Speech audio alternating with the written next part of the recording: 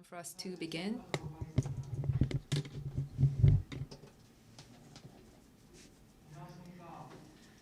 Good afternoon, good morning, and good evening.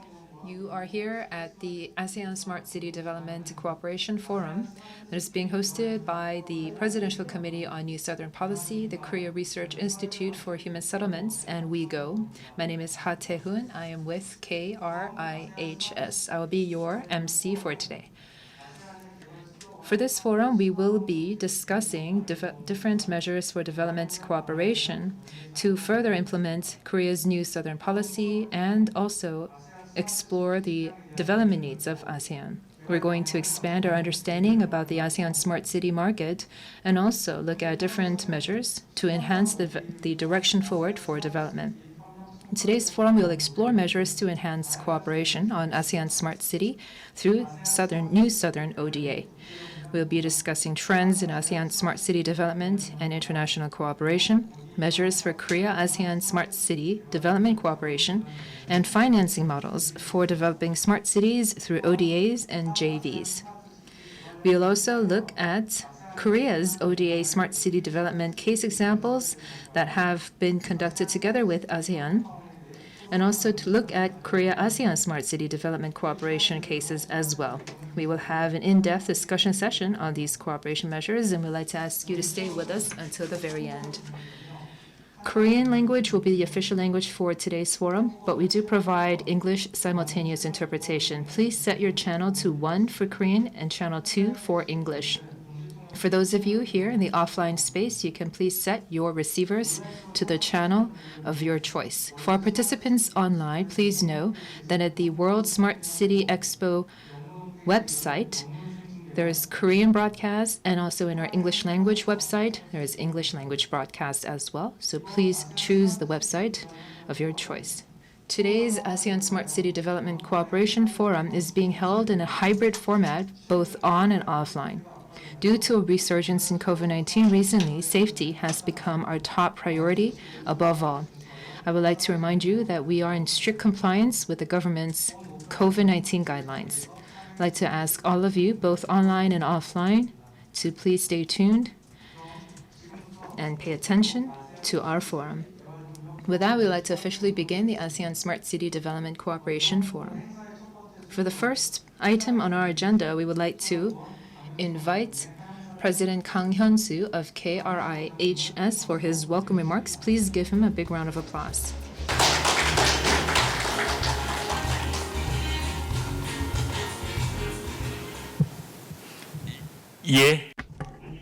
Good afternoon. This is Kang Hyun-soo, President of the Korea Research Institute on Human Settlement. I would like to welcome everyone to this ASEAN Smart City Development Cooperation Forum as part of the 2021 World Smart City Expo.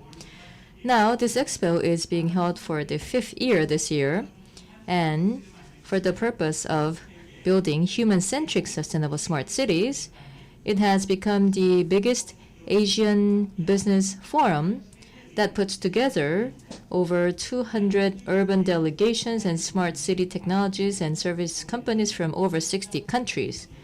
Now, because of the COVID-19, last year and also this year, we have minimized the on-site participation and are hosting this event in this hybrid format. But I do believe that what is left void can be more than filled with our enthusiasm and commitment to share our thoughts and knowledge. Now, the WSCE conference, sharing of policies, academic value, and industrial achievements, this will help further our knowledge about the smart cities.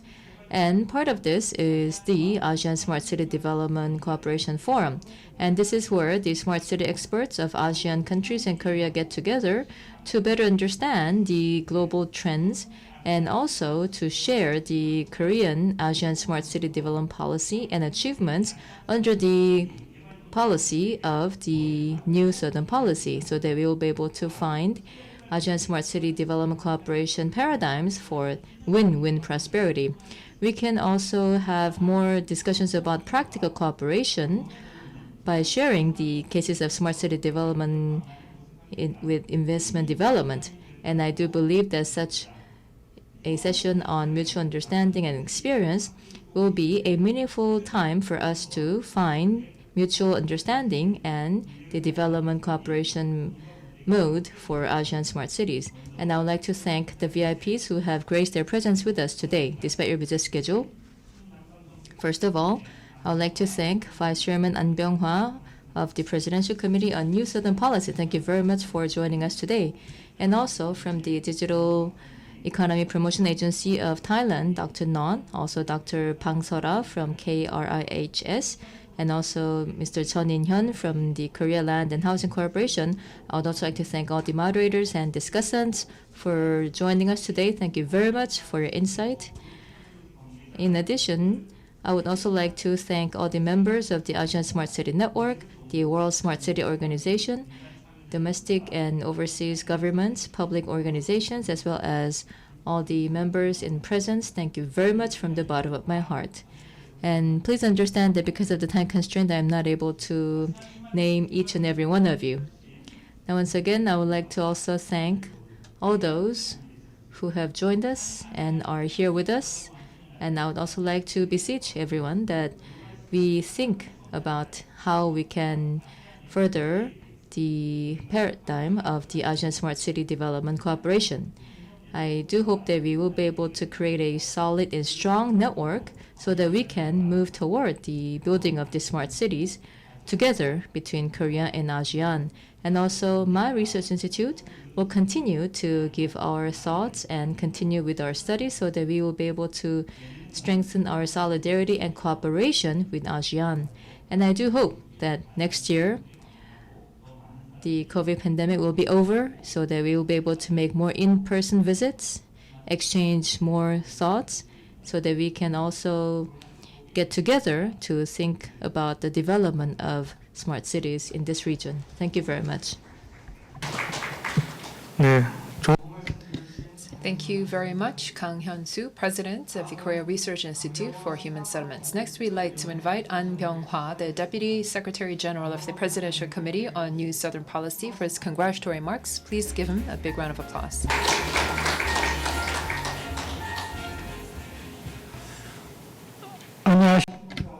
Hello, I am An Byung-hwa, the Deputy Secretary General of the Presidential Committee on New Southern Policy.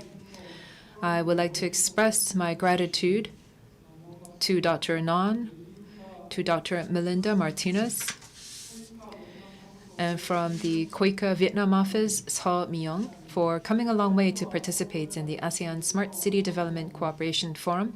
I would also like to thank the speakers and panelists who prepared presentations and discussions, as well as the guests who are attending both online and offline from here and abroad. In addition, I would like to express my sincere appreciation to the Korea Research Institute for Human Settlements and the World Smart Sustainable Cities Organization, who prepared this forum despite the difficult situation of COVID-19. Since the establishment of dialogue in 1989, ASEAN and Korea have developed into important cooperative partners over a long period of time. The ASEAN Plus 3 was launched in 1997 to promote cooperation between ASEAN and Korea, China, and Japan. Also, the ASEAN-Korea FTA was signed in 2009, and the ROK mission to ASEAN was established in 2012, further strengthening the cooperative system between Korea and ASEAN. In addition, the ASEAN ROC Commemorative Summit was held in Busan in 2019 for the 30th anniversary of the establishment of dialogue. The summit pushed the ASEAN-Korea relationship to the next level as a comprehensive and strategic cooperative partner and made important achievements in New Southern Policy. The Korean government announced the New Southern Policy during President Moon Jae-in's visit to Indonesia in 2017. The New Southern Policy aims to develop the relationship with ASEAN, including India, to the level of the four major powers of the US, China, Japan, and Russia, thereby achieving common prosperity and peace in East Asia and around the world. In addition, we are working together for enhanced connectivity and sustainable development, which ASEAN pursues, by proposing detailed cooperative strategies based on the 3 Ps of people, peace, and prosperity under the vision of a people-centered community of peace and prosperity. Since the declaration of the new Southern Policy, ASEAN-Korea relations have developed dramatically in various fields, such as people-to-people exchanges, the economy, and infrastructure. The number of mutual visitors reached a record high of 13 million as of 2019, an increase of more than 50% compared to 2016. In particular, the number of Koreans visiting ASEAN exceeded 10 million for the first time in history in 2019, establishing ASEAN as the region most visited by Koreans. As of last year, bilateral trade between Korea and ASEAN reached $170 billion, making Korea the fifth largest trading partner of ASEAN and Korea's second largest trading partner after China. Among Korea's overseas infrastructure orders from ASEAN amounted to $8 billion, accounting for 36% of Korea's total orders as of 2019. And ASEAN has surpassed the Middle East as the largest origin of infrastructure orders. Furthermore, the Korean government additionally announced the new Southern Policy Plus in November last year to reflect the changed global environment since the outbreak of COVID-19. The new Southern Policy Plus was established to rediscover the importance of ASEAN and to continuously promote comprehensive cooperation with ASEAN. In addition, it includes specific action plans to advance our cooperation and to respond to changes in the internal and external environment, such as the reorganization of the global value chain due to the US-China conflict and the growth of the non-face-to-face economy due to COVID-19 and digitalization. The Korean government is making continuous efforts to expand cooperation between ASEAN and Korea based on the new Southern Policy Plus. We believe that smart cities will enable us to explore various opportunities for cooperation with ASEAN, a region with the fastest expected growth in population and economy. Smart cities will provide solutions to various urban problems that follow the urbanization of ASEAN countries, such as transportation, environment, energy, crime prevention, and safety. Smart cities, which are innovative areas that contain digital transformation based on the Fourth Industrial Revolution, artificial intelligence, and big data, can strengthen the competitiveness of cities, which leads to the enhancement of national competitiveness. ASEAN's urbanization rate is currently at 50% and is expected to continue to rise. Accordingly, cooperation between Korea and ASEAN in the smart city field is also expected to expand. Such smart city development and various cooperation in the smart city field will realize the ASEAN value of co-prosperity and narrowing the gap between ASEAN countries through enhancement of physical, institutional, and human connectivity. Korea's smart city experience and technology will be of great assistance to the development of smart cities with ASEAN. Korea has been continuously developing smart cities by actively utilizing world-class information and communications technology in the development of new towns and housing sites outside the metropolitan area since the early 2000s. In addition, we are recently creating national pilot smart cities in Sejong and Busan by consolidating our accumulated smart city know-how and Fourth Industrial Revolution technologies such as big data, AI, and IoT. Korea's experience will serve as a cornerstone for strengthening cooperation and maintaining relationships with ASEAN, which is in high demand for heart cities. Recognizing the importance of cooperation in smart cities, the Korean government is reflecting this in the new Southern Policy Plus and is preparing specific action plans for smart city development cooperation with ASEAN.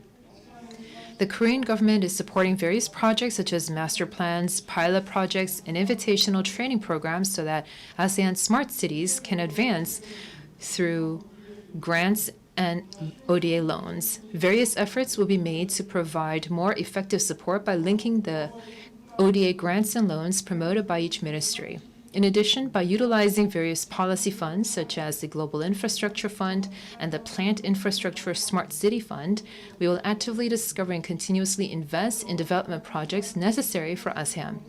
Also, by opening the ASEAN-Korea Financial Cooperation Center, we will support the advancement of Korean financial institutions into ASEAN, improve the financial system of ASEAN countries, and provide various financial cooperation for infrastructure development such as smart cities.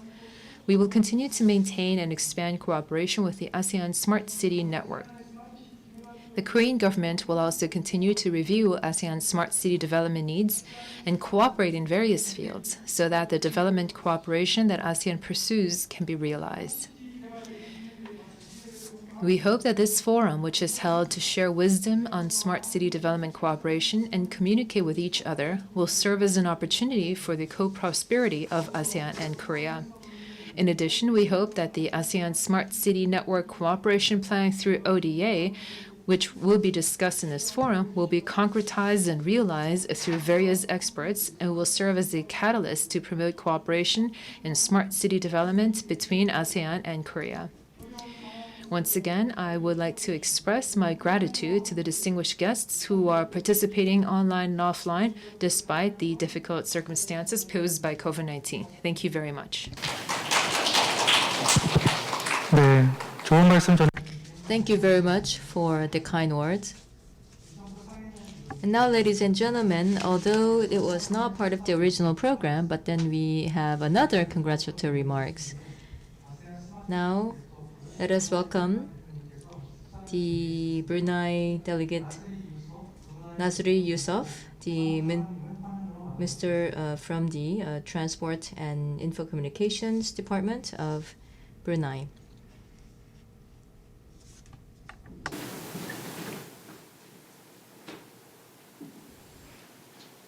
Excellencies, distinguished guests, ladies and gentlemen.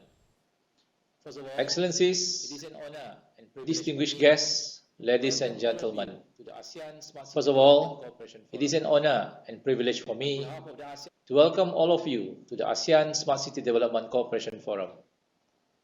On behalf of the ASEAN Smart Cities Network, I would like to thank the host, the Presidential Committee on New Southern Policy of Korea, and the co-organizers, the Korea Research Institute for Human Settlements, and the World Smart Sustainable Cities Organization for your hospitality and for hosting the organizing of this ASEAN Smart City Development Cooperation Forum. ASEAN Smart Cities Network, or ASCN, is a collaborative platform established in April 2018 at the 32nd ASEAN Summit in Singapore. It is a platform where 26 cities from the 10 ASEAN member states work towards the common goal of smart and sustainable urban development. Since its first meeting in Singapore, there have been many significant developments in terms of the projects and partnership. Although the ASEAN is a regional platform, thanks to collaboration from external partners, private sector solution providers, and multilateral financial institutions, its reach has always been global and continues to grow each year. Ladies and gentlemen, the ASEAN has developed an ASEAN Smart Cities Framework, which serves as a guide for the development of smart cities in ASEAN member states. The framework outlines 3 strategic outcomes. First, establishing a competitive economy. Second, building a sustainable environment, and third, achieving high quality of life where the smart cities need to reach a balance. The framework also outlines 6 focus areas when implementing the smart city projects. First, civic and social areas. Second, health and well-being. Third, public safety and security. Fourth, quality environment. Fifth, build infrastructure. And 6, industry and innovation. These 6 areas reflect the needs of cities, which are at varying stages of development as well as her people. To date, 64 projects and initiatives have been identified under the ASEAN Smart City Action Plans, including urban infrastructure projects, urban street and public space management, clean river management, intelligent transportation and traffic systems, security systems, and national digital identity. Ladies and gentlemen, ASEAN believes that we can utilize technology to tackle the opportunities and issues caused by rapid urbanization, and in doing so, achieve a smart and sustainable urban development that will greatly contribute to improve the lives of ASEAN citizens. Before I conclude my remarks, I would like to share that there are two key ASEAN deliverables for 2021, which are the ASEAN Online Portal and ASEAN Smart and Sustainable City Investment Toolkit. The portal and toolkit are expected to be able to further support the objectives and ease the way for more smart cities cooperation. With the spirit of togetherness, let us continue to build on this vital partnership to attain the common goal of improving the quality of life of ASEAN citizens, especially in this current time of the COVID-19 pandemic. I would like to share with you that this also aligns with Brunei Darussalam theme for this year, ASEAN Chairmanship, which is we care, we prepare, we prosper. With that, I wish to convey once again my appreciation for this ASEAN Smart City Development Cooperation Forum, and I wish all of you a most productive forum and good outcomes. Thank you.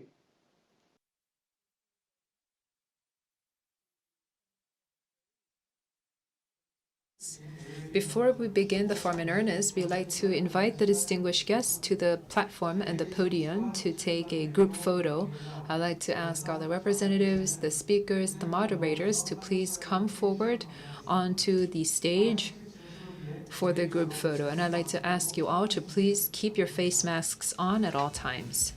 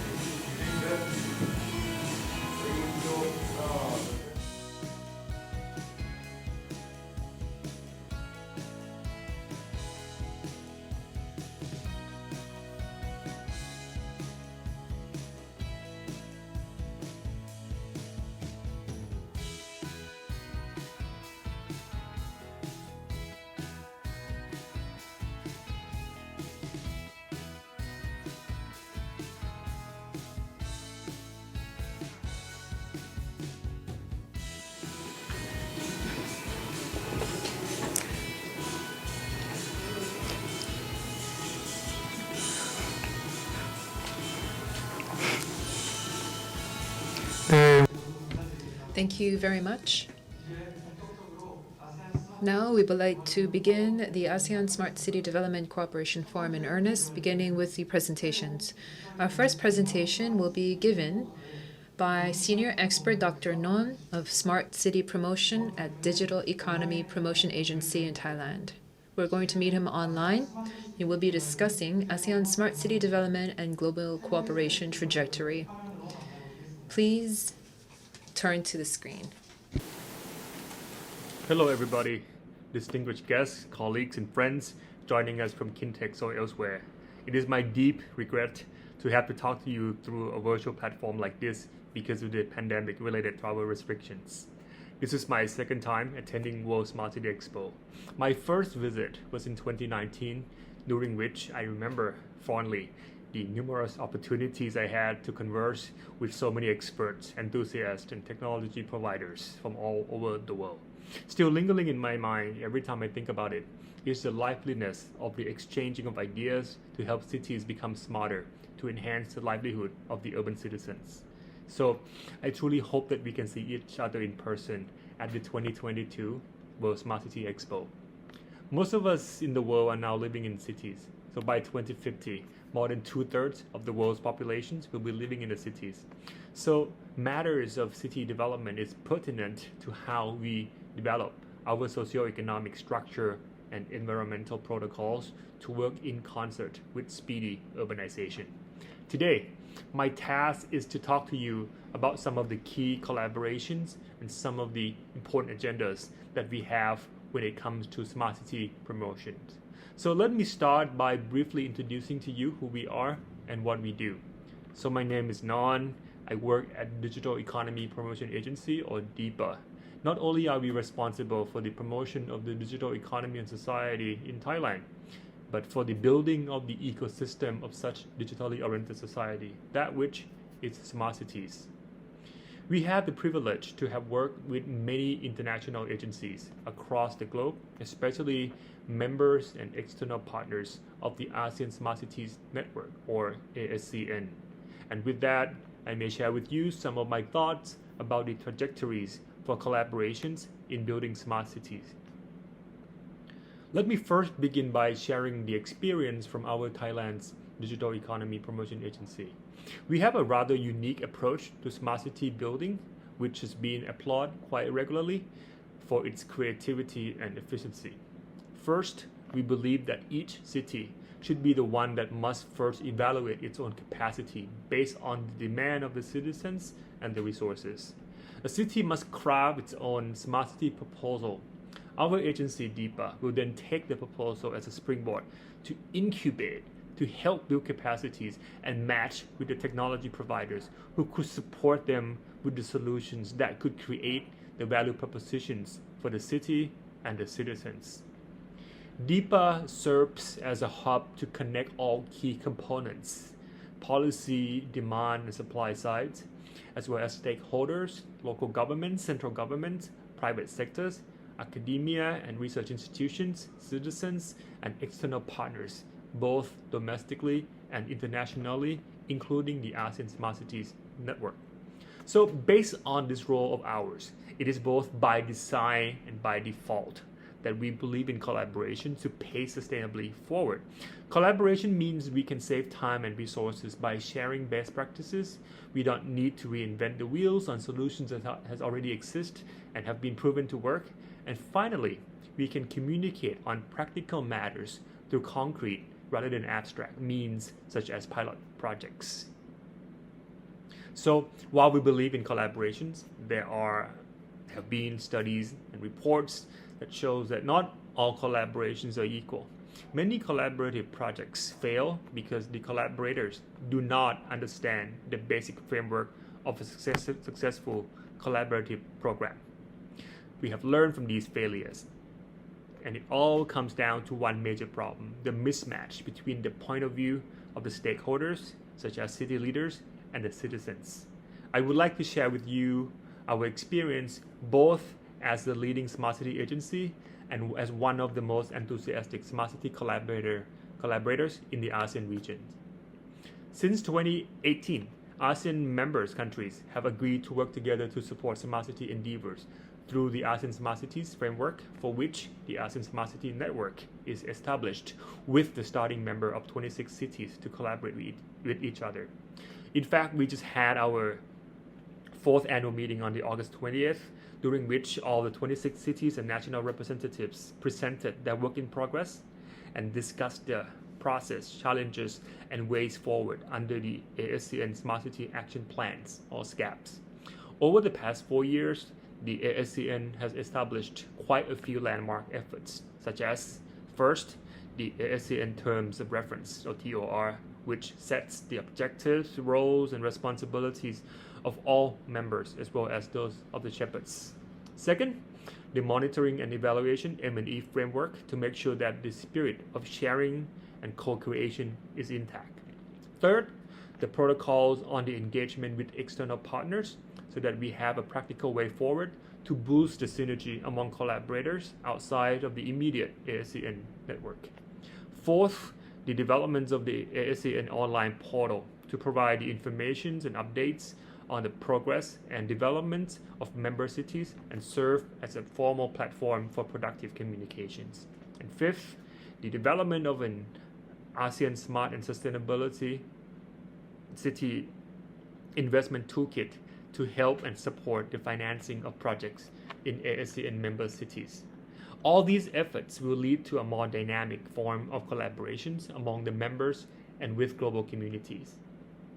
Based on our experience with our citizen-centric approach to avoid wasting time and resources, we have come up with 3 collaborative approaches that work together as stepping stones towards productive and sustainable results. The critical point here are that any successful collaborations do not have to start big to avoid wasting resources, but with a true commitment from all involving parties. So here are the steps to get there. First, we create awareness to get more people to be receptive to the ideas of smart cities and want to join forces with us.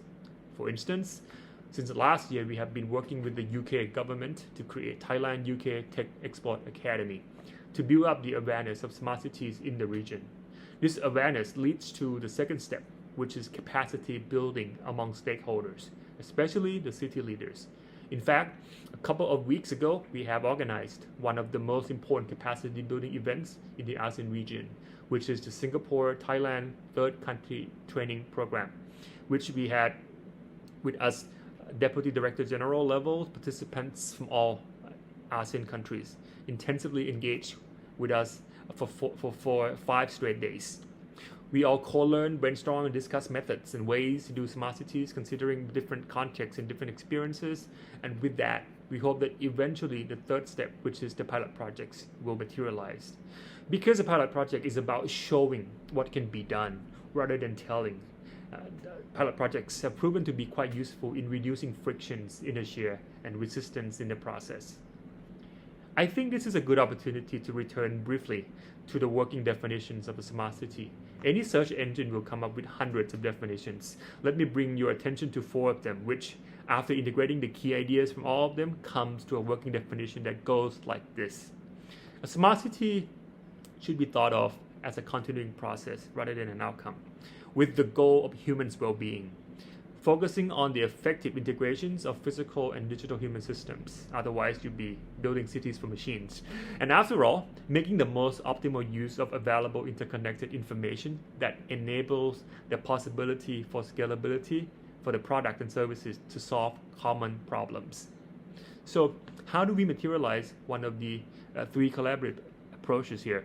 The awareness, creation, capacity building, and pilot projects.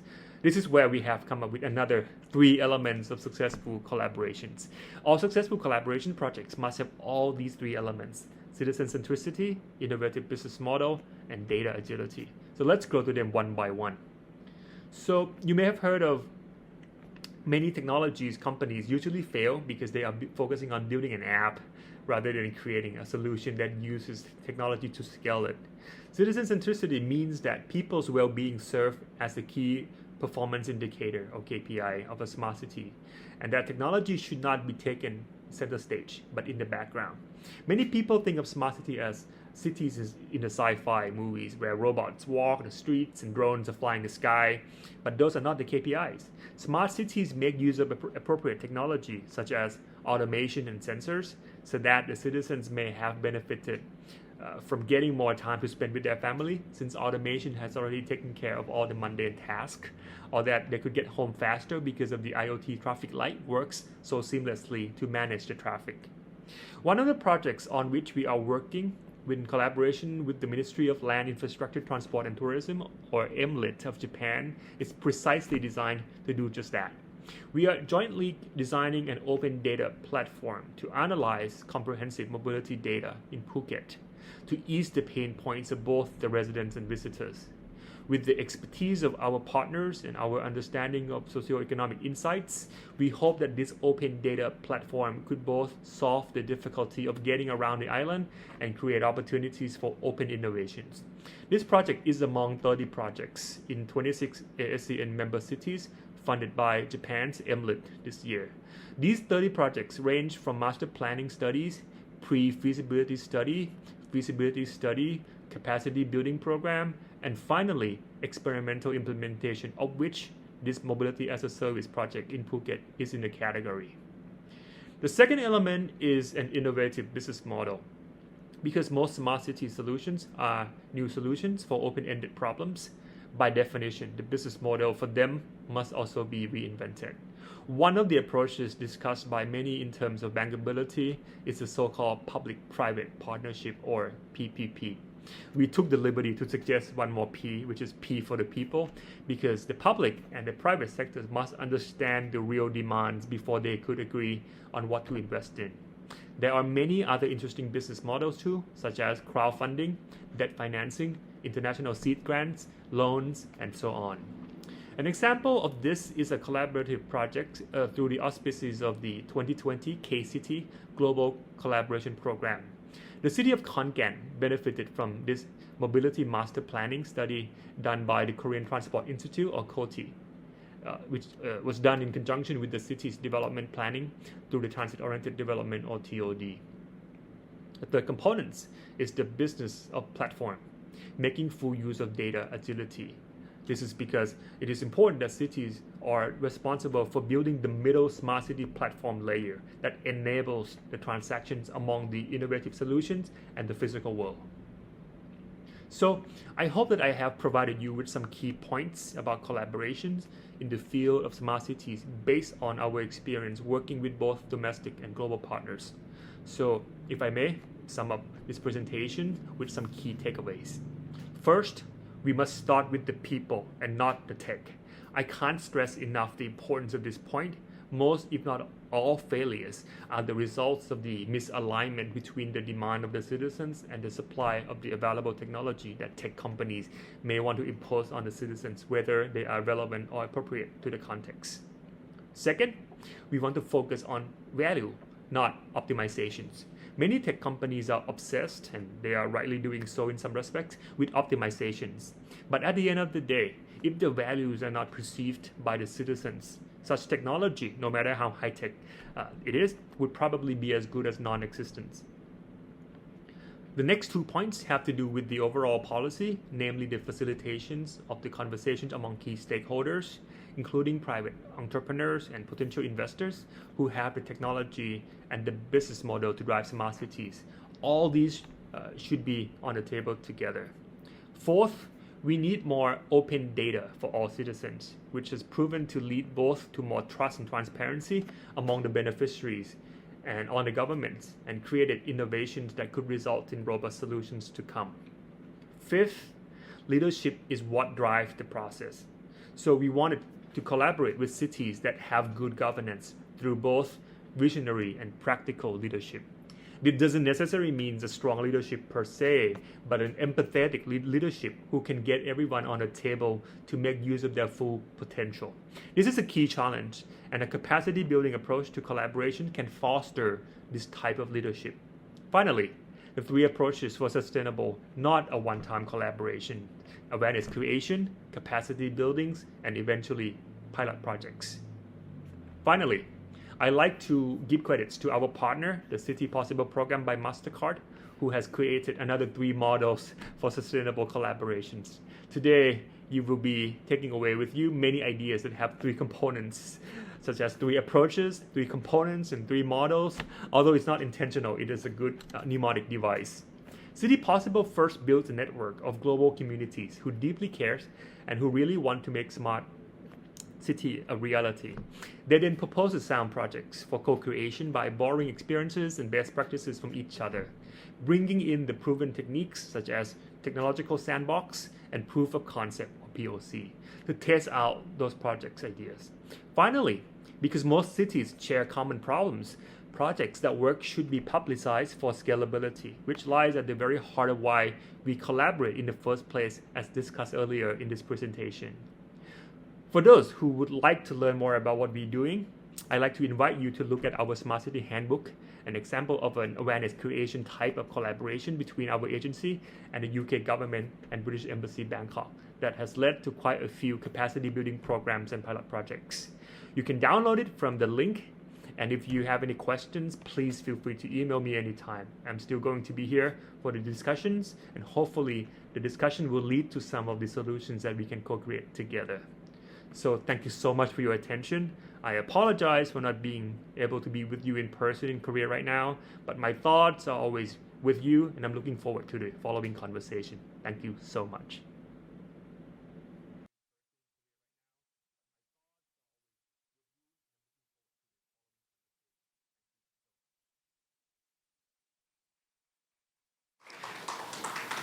노현 선임 전문가님, Thank you very much, Dr. Non, for the excellent presentation. And now we will move on to the second presentation regarding the Korea ASEAN Smart City development cooperation paradigm, and this will be delivered by Dr. Bang Seol-ah from the KRIHS.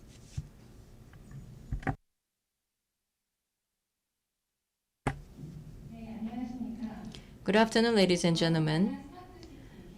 I would like to present to you about the ASEAN Korea Smart City Development Cooperation Plan. My name is Seol-ah Bang from the KRIHS. Now today I'd like to tell you about mostly three things. First is about the new Southern Policy and the Smart City Development Cooperation, as well as the achievements so far. And then I would also like to tell you about the ASEAN Korea Smart City Cooperation Plan, which was a study conducted by my institute. And then I would like to draw the conclusions and recommendations. Now first, about the development cooperation for Smart City. Now this was part of the new Southern Policy that was announced in 2017. Now President Moon at the ASEAN Korea Summit has mentioned that the ASCN project is a matter of great interest to my administration. Korea will share its strengths to the greatest possible extent and actively take part in it. And then now, as a follow-up, there was the ASEAN Korean Infrastructure Ministers meeting in September 2018, and then the Korea ASEAN Smart City Ministers meeting in November 2019, fleshing out the details for this cooperation. Next, I would like to tell you about the strategies and the activities under this cooperation. So they can be grouped into largely four types. First is the Smart City Overseas Expansion Promotion Plan. So this was a pan-government plan that was announced, and this is to utilize the Korean urban development model to share that in other countries that are undergoing compressed urbanization. So this was about establishing a comprehensive support plan for the compressed urbanization in emerging countries. So then for this, we have also, in addition to this, there were the K-City Network, the Smart City Cooperation Center, and Smart City Development Cooperation through ODA. And then for the Smart City Cooperation Center, we have them in the Co-Trust Center in Thailand, Vietnam, Indonesia, and Turkey, providing information about the smart city, and also they are serving as a hub to encourage more active cooperation from the different countries. Next is the K-City Network, and this is a global cooperation program, and this is ongoing for 2 years now, for 2020 to 2021. And in addition to the three types that I have just mentioned, there is another one that is the Smart City Development Cooperation through ODA. Now, as of 2021, the ODA Smart City projects, currently there are 48 such projects for urban development in 15 cities of ASEAN. Now, starting from the next slide, I would like to tell you more about the K-City Network as well as the ODA Smart City Development Cooperation. Now, first about the K-City Network. Now, this is under the charge of the Ministry of Land, Infrastructure, and Transport, and this is a global cooperation program. So for the foreign agencies would apply for the projects for their cities to the KCN, and then now after being selected, then the Korean government would also provide support, and then this would also lead to other types of programs. So this is a package type program providing a comprehensive support. So there were about 80 projects submitted from 23 countries, and 20 projects have been selected. And then now there is the second KCN round, where we received proposals for 118 projects in 39 countries, and of them there are currently 16 projects underway. Now in the diagram below, then what you see in the red circle, now these are the KCN projects that are being undertaken in ASEAN regions. You can see that 9 programs out of 23, so about 39% selected by KCN, were cooperative projects with ASEAN cities, meaning that there is a high commitment from the KCN to provide support to the ASEAN countries regarding smart cities. And next is about the ASEAN-Korea ODA strategy. So as part of the new Southern policy, we also come up with the ODA strategy, and especially for the countries here, the 6 countries, for example, the Cambodia, Laos, Myanmar, Vietnam, Indonesia, and Philippines. Now, these are the priority cooperation countries among ASEAN countries. And here we also selected the priority themes, for example, the digital partnership and so forth. And you see the gray boxes at the bottom. So these are the themes where the Korean ODA wishes to provide support mostly for smart cities. So first is the smart cities for people and planet, and next is the inclusive transport for balanced growth. So as you can see, Myanmar, Vietnam, Indonesia, and the Philippines. So in the countries where there is a high level of urbanization and also big needs, then we also have the plan to conduct the smart city building through ODA strategy. Now let me give you more examples and details about these projects. So now as of 2021, the urban development programs that are being conducted through the Korean ODA. So now first about the ASCN. Now Dr. Nun also explained about this, and this is where the 26 cities of ASEAN have come together to further develop their paradigm for smart city development. So this is a regional platform. And then now, of them, 12 cities are currently conducting 49 ODA projects with support from Korea. And you see by area, then 16 projects are in transportation, 7 projects in water management, and 30 projects in grant, and 14 projects loans, and also the areas. Now this is also part of the Asian Strategic Urbanization Strategy. So the strategy also has a classification of these different areas, and the classification that you see here is in accordance to the classification under the ASEAN Strategic Urbanization Plan. And then now this is about more details about where and which areas and how many projects have been conducted. And you can see that Hanoi has the highest number of projects, mostly in transportation, and then also Phnom Penh in Cambodia, 5. Then also Vietnam also has quite a number of the projects. So you can see that different projects are being conducted in the different ASEAN cities. But then now one thing, among the ASCN cities, some are large cities, but some are second-tier mid-sized cities.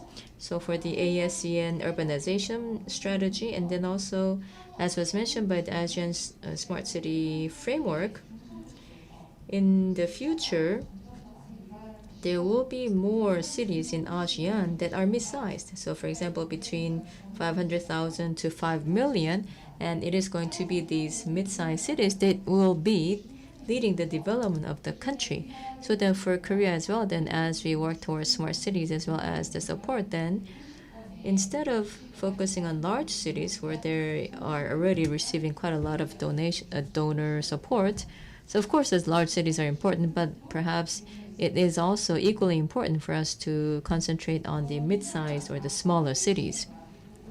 So now, so far, I have talked about the KCN and the smart city projects.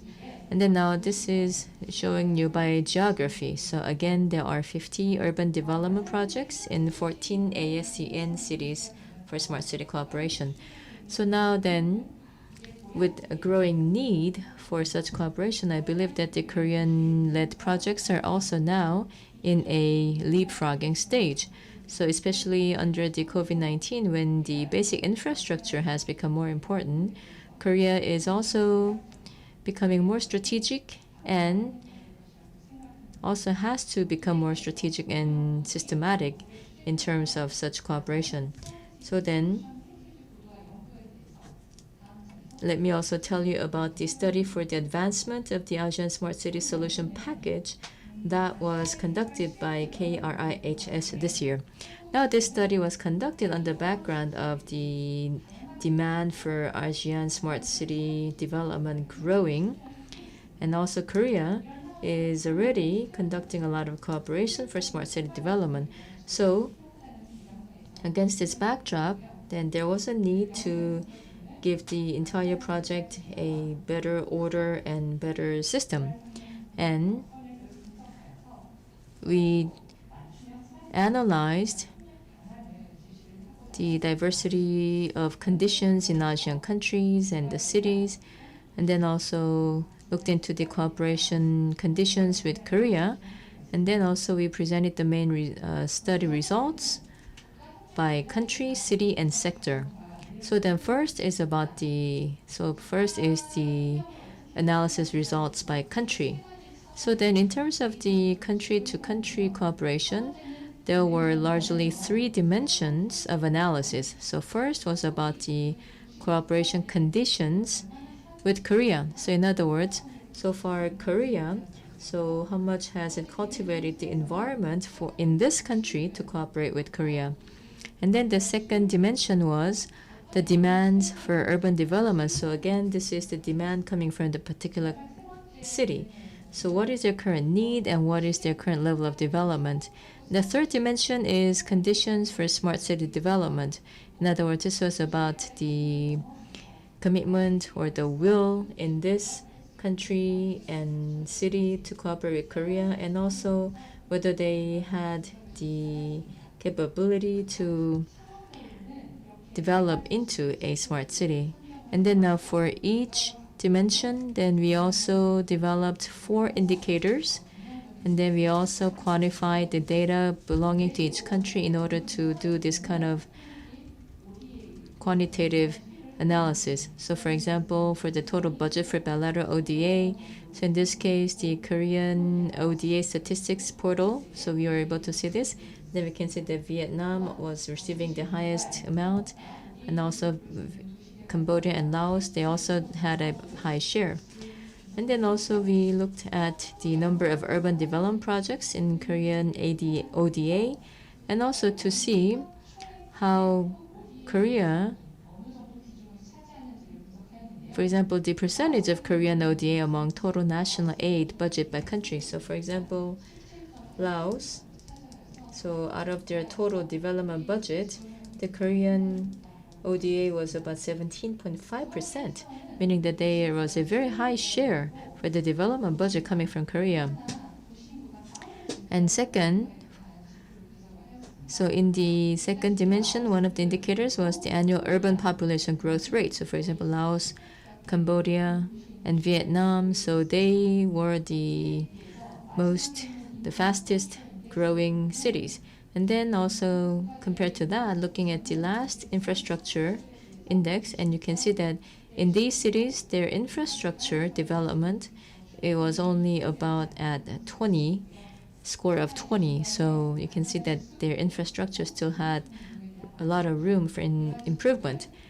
And then also the satisfaction with public transport and access to improved water source. So this, we also got the information from the different sources. And then last, the condition for smart city development. So one indicator was applying projects in K-City Network, because so we thought that this was indicative of their willingness to cooperate with Korea.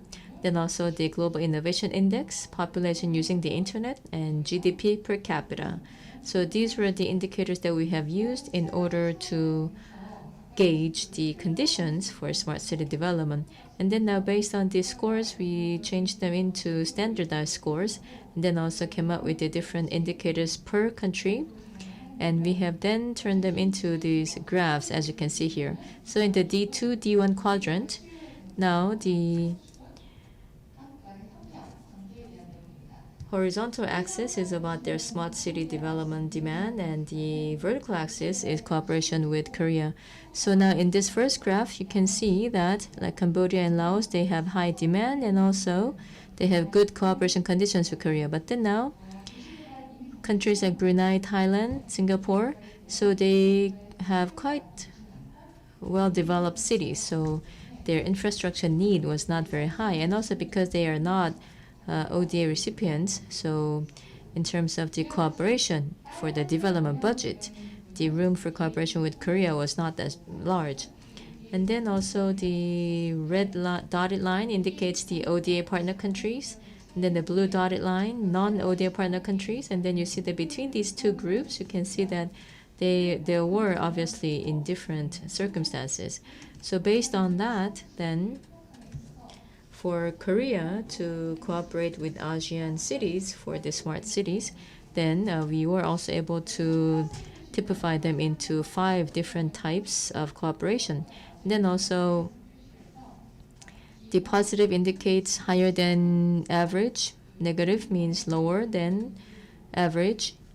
Now then for each dimension, D1, D2, D3, so we were able to indicate them by positive and negative. And then in the case of Vietnam, they were positive in all 3 dimensions. So then for Vietnam, we need to maintain the cooperative relationship. In addition to that, the master plan and also some of the projects. So we also need to provide more input to further develop them. So for example, the PPP or the participation by LH could be meaningful too. And then the second type are Laos, Myanmar, Cambodia, Indonesia. So in this case, now the cooperation conditions with Korea and also the urban development demand are high, but then the condition for smart city development perhaps is not there yet. So then perhaps through the ODA projects, they need to further develop the basic city infrastructure. Now the third type, Malaysia. Now, cooperation condition with Korea. Now, because it's not an ODA partner to Korea, so the dimension 1 is not high. But then there was also demand for urban infrastructure, and also through the KCN network, and also through other networks, perhaps we need to provide them more actively with the solutions. And then the fourth type, the Philippines.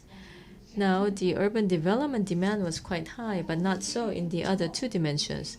So in this case, then starting with the ODA, then the capacity building of the officials, and then also the need to develop the city infrastructure. So there should be more discussion and there should be more basic cooperation with this country.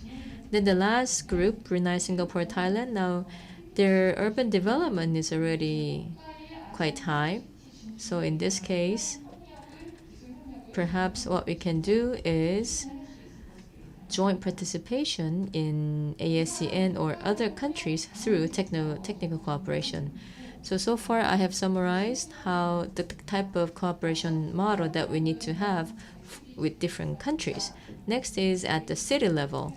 So then for the country level, now we were able to use the quantitative data from different sources, but then it is very difficult to access similar type of data at the city level.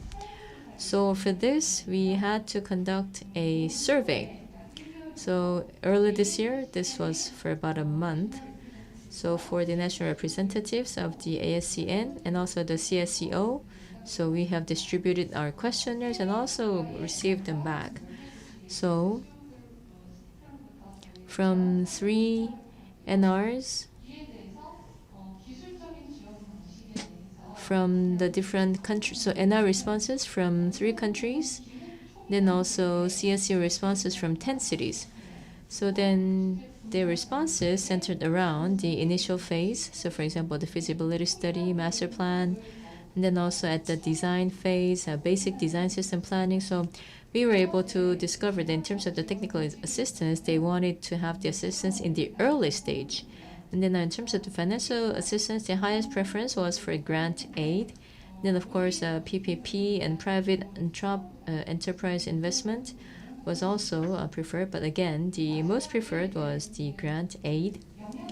And then last, about the human resources development. Now the ASEAN cities now to conduct like smart city training for civil servants. So they had a high preference for this type of training. Now next is, now among the smart city services, then for the transportation and then also the water management. So we have also done a survey on the satisfaction on transportation and water management.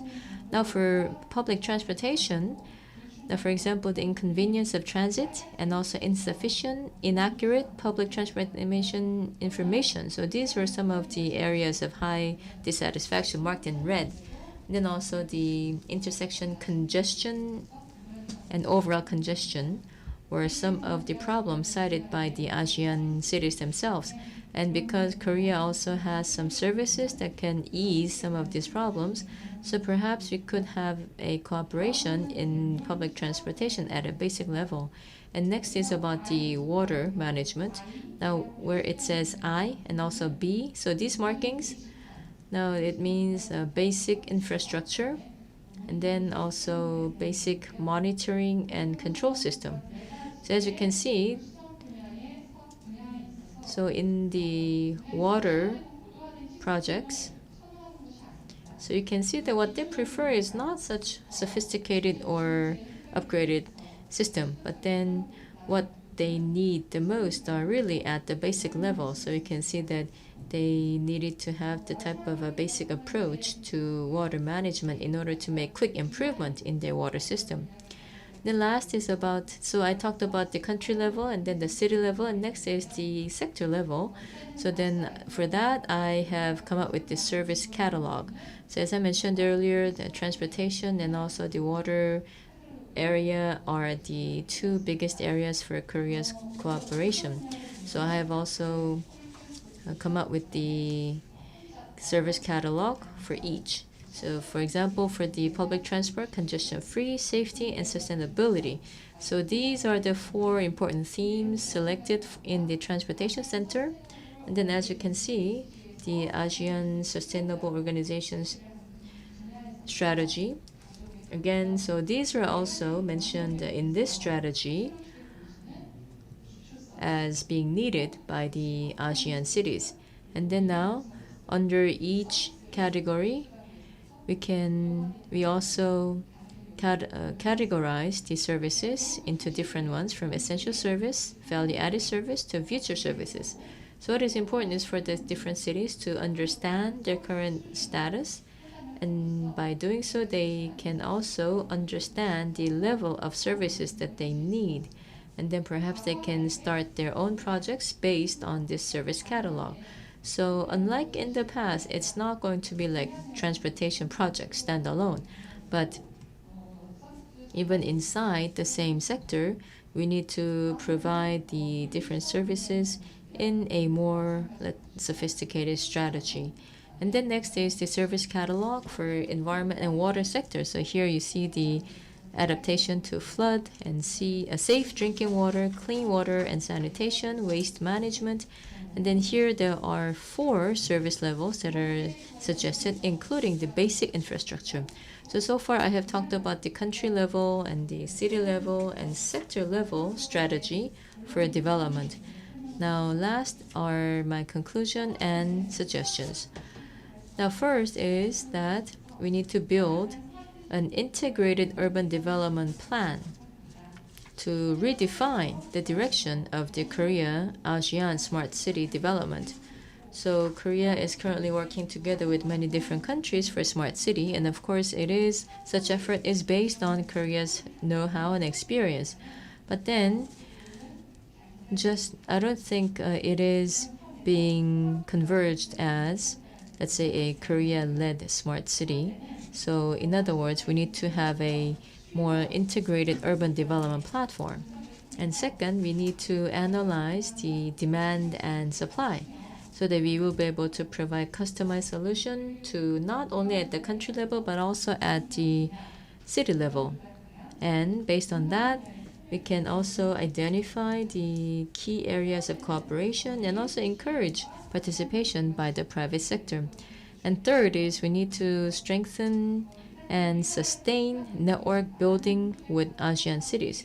Now all the different collaboration projects, because they are not being communicated in one voice. So perhaps we are not getting enough publicity for this project. So in order to make sure that there is more communication, we also need to build up a much stronger network. And last is governance for one-track smart city support, because the government also has to provide more active support and serve as a driver. So that means that we need to have a one-track smart city support. So then we need to create an organization like an ASEAN Korea Center for Smart City Development, so that it can play the role of a control tower. And also, given the pace of the development as well as the pace of the development of the smart cities, then we also need to understand that the needs coming for the smart city development in the Asian countries are going to be even more magnified. So we need to have this kind of control tower to coordinate that. Thank you. Yes, thank you very much.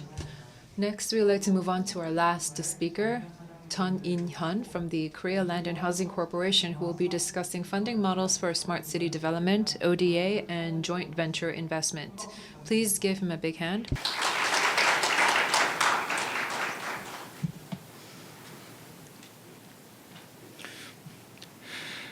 안녕하십니까. Hello, ladies and gentlemen. My name is Ton In-hyun. I'm at the Korea Land and Housing Corporation. Having me, I'm In-hyun Jeon from LH, the Korea Land and Housing Corporation. Let me begin with the introduction of LH, that you can have better understanding about today's presentation. LH is a 100% government-owned enterprise under the Ministry of Land, Infrastructure, and Transport of the Republic of Korea. It is established by the LH Act to improve people's quality of life and to support economic development through land development and affordable housing. For the last 6 decades, LH has developed around 1,000 square kilometers of urban spaces, which is 1.5 times larger than the total area of Seoul metropolitan city. Also, LH has applied 3 million affordable housings for low and middle income households. Adding to that, LH is implementing other policy-oriented businesses such as housing welfare, land bank, R&D, and GIS.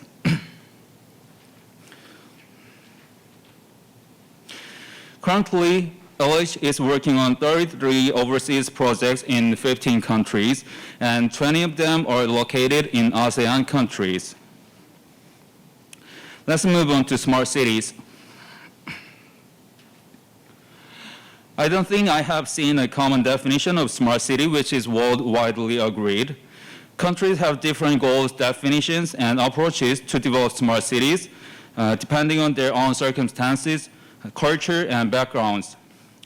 Korea aims to enhance the city's competitiveness and livability by providing infrastructures and services through integrated construction and ICT technology. ASCN sets its goal to improve people's lives and to promote new business opportunities using all means, including technology. Korea and ASEAN use different words and expressions, but basic purpose seems to be the same, which is to improve people's quality of life. This is a simple concept of smart city that I personally think. Urban development is the method to provide platforms where activities happen.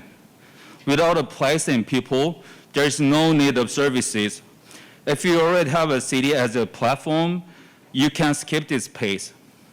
If you have a platform, you need to provide infrastructures that you can provide your services. You need cables, servers, sensors, cameras, solar panels, and other structures to provide smart city services. And then you need operation activities to actually deliver your service to citizens. When you have all of these 3 elements, you can say you're living in smart city. Here's the simple history of smart city policies in South Korea. The government launched the Ubiquitous City Implementation Plan in 2003, and LH has launched its first U-City pilot project. Ubiquitous is a Latin word which means anytime, anywhere. In 2008, the government enacted the UCT Act to provide goals, visions, and guidelines for smart cities, and it was amended to Smart City Act in 2018. During the first phase of U-City policy, Korea and LH have focused on smart city infrastructures and utilities, but after 2008, the government focused more on data integration. Since 2019, the government has been focusing more on regulatory sandbox and citizen participation. The Smart City Act introduces 228 prototypes of smart city services in 70 categories in 11 fields. If we consider new services developed by private sector, we can apply thousands of smart city services. However, we need money to invest in the smart city services, and the investment ultimately increases burden of customers or taxpayers. So it is important to choose and apply the best cost-effective services considering the circumstances and demands of the cities. This is how we choose and apply the best cost-effective services. First, we do research to find basic demands on smart city services, considering the land use plan and other circumstances. Second, we choose and make a long list of potential smart city services out of the 228 smart city services prototypes. Then we review business models and funding sources. First, we divide the funding sources into 3 groups, which are public, private, and public-private partnership. Considering the business models and viabilities, we shortlist the potential smart city services.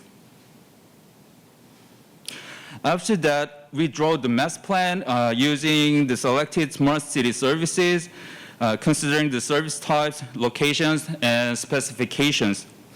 Then we conduct feasibility study on individual services to draw detailed funding structures and cash flows. Finally, we set the detailed service operation structure, considering all the services, infrastructures, and devices. Depending on where the money comes from, we can divide the funding sources into 3 groups. First, free services for public purpose and for extensive city area should be provided by the government, which is ultimately to be paid by the taxpayers. The government may consider ODA resources if needed. Second, free services for a specific development area can be provided by the developers. Those services are provided for selective residents who live in the developed area. So the developer pays for the infrastructure and services, which is ultimately paid by the customers or residents who are the property buyers. Finally, paid services can be provided by the private service or utility providers. In this case, the private companies redeem the invested cost from the service fees paid by the customers. Let me introduce the investment structure from the developer's perspective using an example of LH's prototype. LH co-invests in the equity of the joint venture with the local partners, which can be the government, state-owned enterprises, or private investors. The joint venture develops smart cities, and the cost is redeemed when the joint venture sells developed properties to the customers. In many cases, smart city infrastructures are contributed for free to the local governments, or it can be owned and operated by the joint venture itself, or it can be provided to the private sector that they can provide their services using the developer's smart city platform. Let's move on to ODA side. This is the overall framework of South Korean government's international development cooperation policy. International development cooperation is divided into ODA and other flows, and ODA is divided into bilateral and multilateral aid. I would like to focus on bilateral aid, which are grants and loans. Grant is financial support which is provided for free, and it is delivered by Korea International Cooperation Agency, KOICA, under the Ministry of Foreign Affairs. Loan is also financial support at low interest rate, which is delivered by the Export-Import Bank of Korea, KEXIM, under the Ministry of Economy and Finance. MOFA, MOF, and other related ministries collaborate each other to discuss about the overall international development cooperation, and the committee to discuss this issue is led by the Prime Minister. So here are the ODA and non-ODA programs operated by the government to support international smart city projects. International Development Cooperation Program by KOICA is the traditional method to help economic development, including smart cities. Finance Ministry also provides KSP and EIPP programs to provide policy consultation and knowledge sharing programs on smart cities. EDCF provides loans to smart city projects at low interest rate. These ODA programs can be provided only to the governments of low and low middle income countries. Non-ODA resources can be also considered. The MOLI provides K-City Network program to support master planning and feasibility studies on smart city projects. It is provided to the governments, municipalities, or state-owned enterprises without considering the country's income level. The MOLID also provides two other programs to support market surveys and feasibility studies on smart city projects. These supports are provided to Korean developers who want to develop smart cities in overseas countries. Direct investment from LH, kind, or other investors can be used for both of early stage project development and equity investment. As you can see here, most of the ODA resources are provided for early stage project development and preparation phase. For the implementation of smart city development, EDCF, FDI, and some of KOICA's grants can be considered. ODA is a good funding source to support smart city development, but we always have budget constraint, and ODA is used only for the public projects, which does not generate revenues. So it is a good way to use both of ODA and investment resources to increase cost effectiveness of the projects with limited resources. As mentioned earlier, ODA is a good method to develop potential projects. From the developers or investors' perspective, it is a burden to invest in high-risk, early-stage projects. So it is a good way to make use of ODA resources to conduct master planning and feasibility studies for potential early-stage projects. Among LH's 33 projects, 5 projects were developed from 14 ODA programs. Let me introduce another type of model using the example of Korea-Myanmar Industrial Complex in Yangon. It is smart industrial complex co-invested and co-developed by the government of Myanmar and LH of South Korea. The Ministry of Construction of Myanmar, LH, and a private investor co-invest in the equity of the joint venture, and the joint venture develops the industrial complex. Korean companies will be the major customers of the project, which will contribute to improving economic development of the country. When we develop industrial complex, it is important to have access infrastructures such as access roads, power supplies, and water treatment facilities. In this case, Korean government provides EDCF loan for the access infrastructure, while LH and the government of Myanmar co-invest in the industrial complex itself. By making use of the EDCF loan, the government can reduce the cost of industrial complex development, which will ultimately reduce the land purchase cost from the customers or the company's perspective.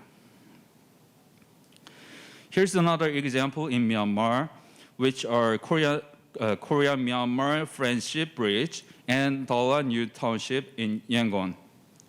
First, master plan on overall southwestern region of Yangon was provided by KOICA, and then Korea-Myanmar Friendship Bridge, which connects downtown of Yangon and Dala region, is being built using EDCF loan. And LH has prepared draft master plan on Dala New Township using the ODA resources from the MOLIT. And feasibility study on access infrastructures to Dala New Town is being prepared through EIPP programs.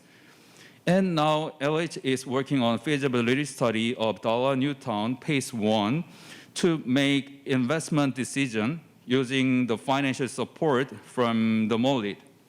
In this case, it is remarkable that all types of funding resources are used for the development of southwestern Yangon region, including ODA grant, bilateral loan, and direct investment. This is another example of BKC Smart City in Mumbai, India. It is not a project in ASEAN countries, but I would like to introduce this case because it has a unique funding structure which has not been used before. The state government of Maharashtra, India, owns a number of apartment buildings at the center of Mumbai, which has been used for government quarters. These buildings are like 60 years old, which has safety problems on structures. So the government decided to redevelop this area to improve residents' quality of living environment and to facilitate economic development of the region. First of all, the state government will develop public facilities, including new government quarters, high court buildings, and smart city infrastructures. These will be supported by the EDCF loan from South Korean government, and LH is collaborating with the state government, providing technical support. After redeveloping public facilities, the state government will have some disposable land. So the state government plans to attract private investment to complete development of the region. Using a part of the disposable land, LH and the state government are collaborating each other to co-invest and co-develop 3 smart home buildings and 2 resettlement buildings. Also, the state government will sell the rest of the disposable land to private investors, which will be developed for commercial and business buildings. The private investors will contribute to the regional economy by creating jobs.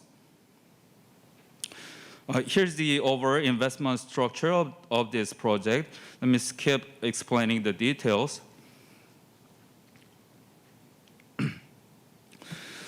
So there have been many tries and initiatives to develop smart cities, but many countries and cities suffer from the problem of lack of resources when they get into the implementation stage. So to make smart cities development actually happen, it is important to design clear funding and implementation structure. Also, I would like to recommend to combine various resources to provide best smart city services with limited resources. Government investment, ODA support, contribution by developers, private investment can be considered to support smart city development. So smart city is a good method to improve people's quality of life.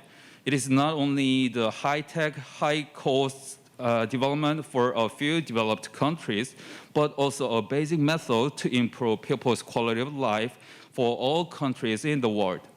We all know that we need smart cities, but it is important to know how to fund smart city development. I hope my presentation would be helpful to many governments and countries to find the best funding models to develop best smart cities. Thank you for listening, and I hope you have a wonderful day. Thank you very much. 감사합니다. 네, 전인현 차장님 감사드립니다. Thank you very much for the presentation. And with that, ladies and gentlemen, we have come to the end of the presentations. I would like to once again thank all the three speakers for your contribution. And before we move on to the next part of the program, we shall have a short break. So we will take a break until 3:30 and then resume our meeting. And please make sure that you keep your mask on at all times, and also the hand disinfectants are ready at the registration desk as well as the gate. Break, and now we would move into our discussion session. We'd like to invite our moderator, Lee Sang-gon, Director of GDPC at the Korea Research Institute for Human Settlements. I'd like to invite Kang Myung-gu, Professor of Urban Engineering, University of Seoul, Cho Eun-byul of WeGo, Kim Song-soo from the Presidential Committee on New Southern Policy, as well as our presenters, Bang Seol-ah, Chun In-hyun. Please welcome them back to the stage. 그리고 And also we have our presenters from abroad.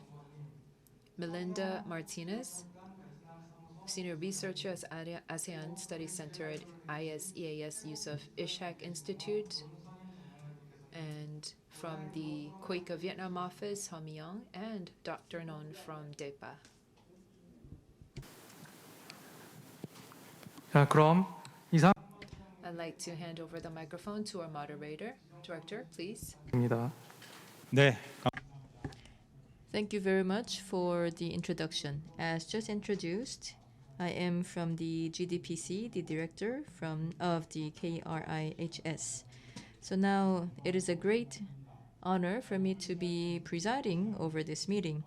Now today, we will be discussing about how Korea and the 10 ASEAN countries can better implement the smart city development initiatives. So we have just heard from three speakers, and then we have 5 designated panelists, and we will be hearing from each and every one of them.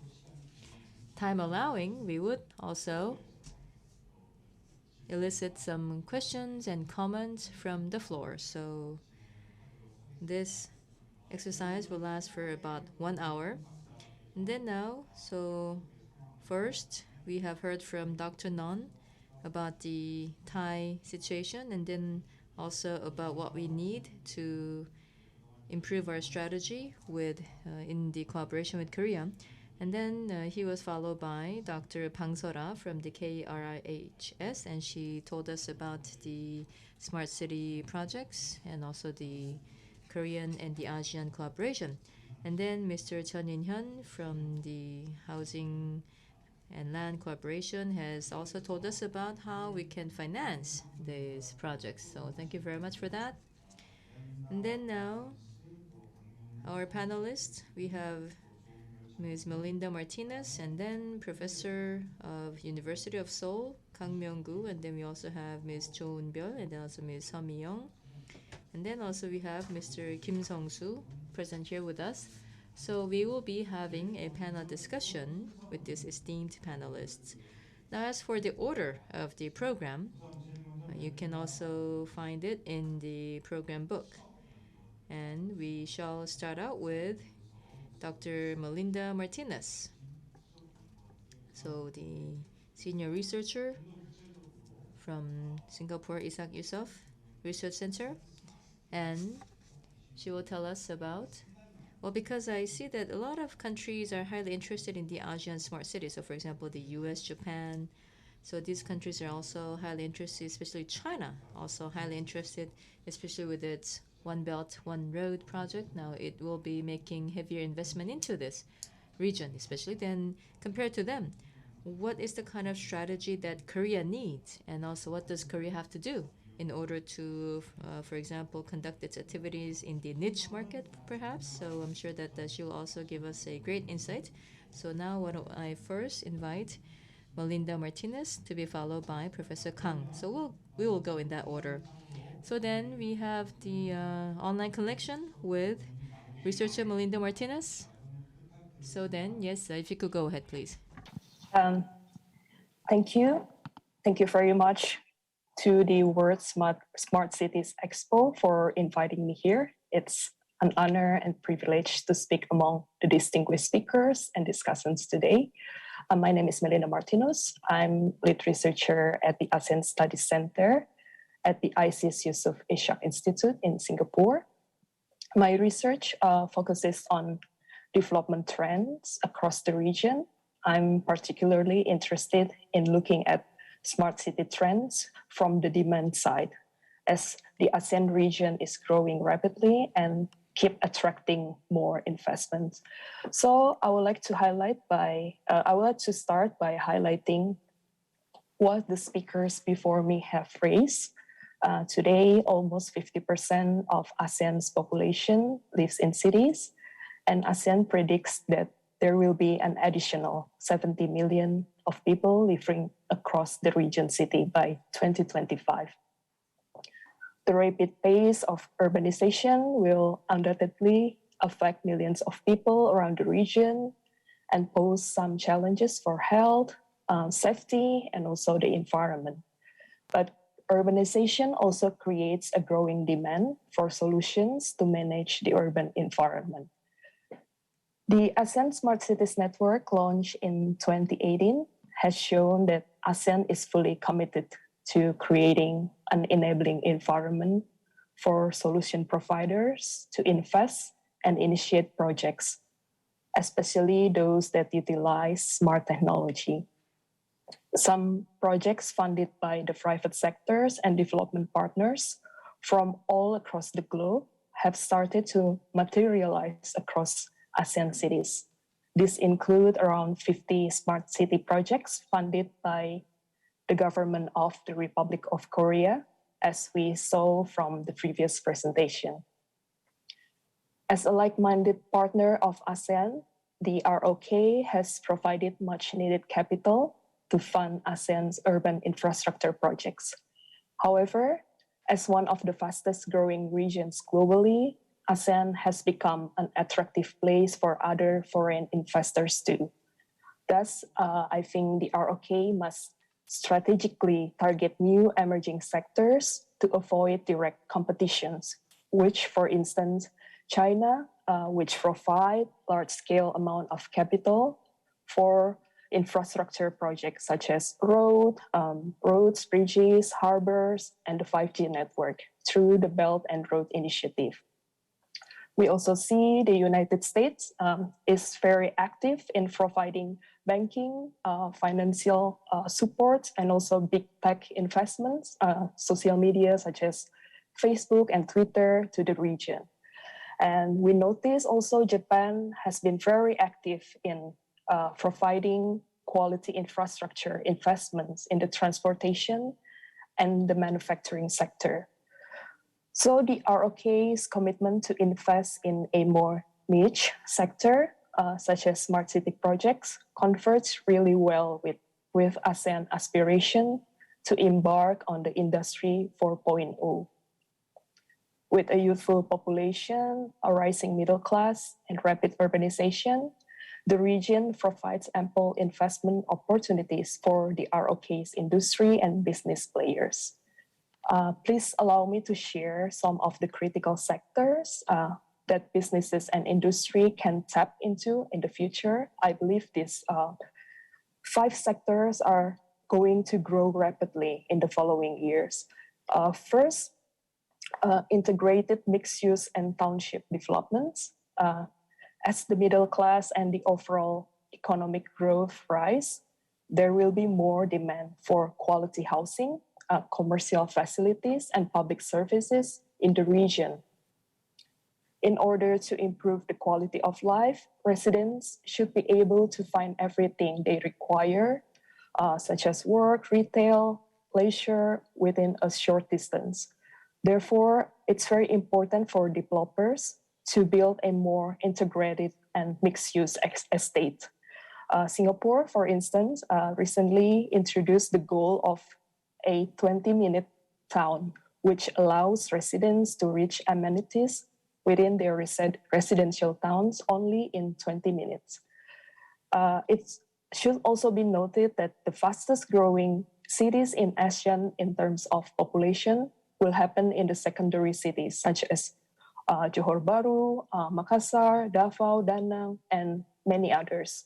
So it's very important for developers to look at another cities, do not focus too much on the capital cities or big cities in the region. And the second one is green transportation. The demand for green transportation has been increasing rapidly in the region because the region's government have fully pledged to decarbonize as their commitment to the Paris Agreement. So it is expected that governments will focus on overhauling the old trains and bus fleet with cleaner ones in the short run. Further, I believe there will be more demand for greener private vehicles such as electric cars and motorbikes as governments provide more attractive tax rebates and improve the charging infrastructure. There will be more opportunities as well for soft mobilities, such as a scooter and shared bike in the long run. However, we saw that some companies funded by venture capitals came to Singapore, to Malaysia, to Thailand in 2018, but currently they are no longer in operation because of the lack of regulatory and infrastructure supports from the government, as well as the failure to understand the region's market. So I think this is a very important lesson to learn for the Korean investors. And the third one is renewable energy and storage facilities. We know that renewable energy such as wind, solar, and hydropower have become cost competitive. Utility companies have more incentive now to add renewable energy to their portfolio. However, the challenge remains on how to store energy produced by renewable energy generation on a large scale. I think there will be indeed a growing demand for battery, thermal storage, and other types of energy storage facilities in the region. And the fourth one is smart sensors. As wireless internet connection becomes more powerful with the 5G network, smart sensor will have a more robust ability to collect data accurately and faster. Indeed, there will be a growing demand for intelligent sensors to assist cities in managing traffic, air pollution, street lighting, and waste efficiently. And last but not least one is smart and integrated public services. We know that cities are built by many new and existing infrastructure and services. Cities indeed need to provide more integrated infrastructure and services to urban citizens. One-stop government service can give the citizens more accessible, user-friendly, and personalized public services that match their needs. With that, I would like to finish here. I hope that my observations will be valuable inputs for businesses and industries from the Republic of Korea. Thank you very much. 네, 박수 부탁드리겠습니다. 네. A big hand, please. Thank you. Thank you very much. So that was senior researcher Melinda Martinez, and she was talking about Korea's unique strengths, and she pointed out and defined them into 5 categories. So, for example, complex living residential area, and also green transportation, smart sensors, and also the integrated public services. So thank you very much for that. So, and yes, indeed, each and every one of them are the areas where Korea is doing well and can do well. Thank you for that. And then now we will move on to the next panelist, who is Professor Myung-gu Kang of the Urban and Regional Planning, also the director of the Smart City Research Center of the University of Seoul. And let us also hear from him for his recommendations. Hello, good afternoon. First of all, thank you very much for the invitation. It's such a great honor and privilege to be amongst all of you. Now, even today, yes, Dr. Non also talked about the definition of a smart city. And well, it's in its 5th year already. And yes, I believe that it is worth that we take stock and also think about why we are doing this. And of course, doing it fast and doing more is important, but also to think about where we are headed. In other words, thinking about the direction itself would also be very important. So let me do that. And I thought I saw my slides, but now they're not here. So yes, if you could have the slides up, please. All right, so at the front. But then the audience cannot see the slides. Might not be easy to give my explanation then. All right, then. Actually, yes, let me just continue. There are many different definitions, and then also the International Standard Organization, they have also come up with their own definition of a smart city. And when you look into it, this is what it says.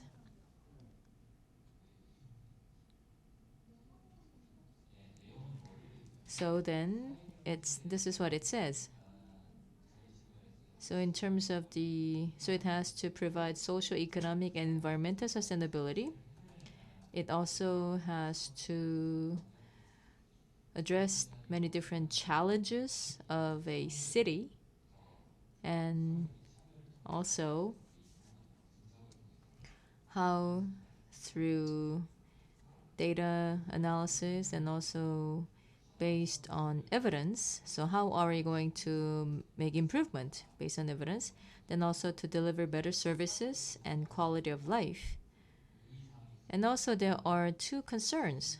First is, of course, it has to be good now, but it also has to be good for the future too. In other words, for the future generations as well. And another caveat is that, yes, aggregate and total improvement is also good, but then again, everyone should be able to benefit from it, including the socially disadvantaged. But now, what I have just said, this is not just specific to the smart city. I would say that this has been universal to all urban planning, because we would analyze the data, we also think about sustainability, we also try to provide consideration for the socially disadvantaged as well. But then from the ISO, perhaps one thing different is that all of this should be done at a higher level.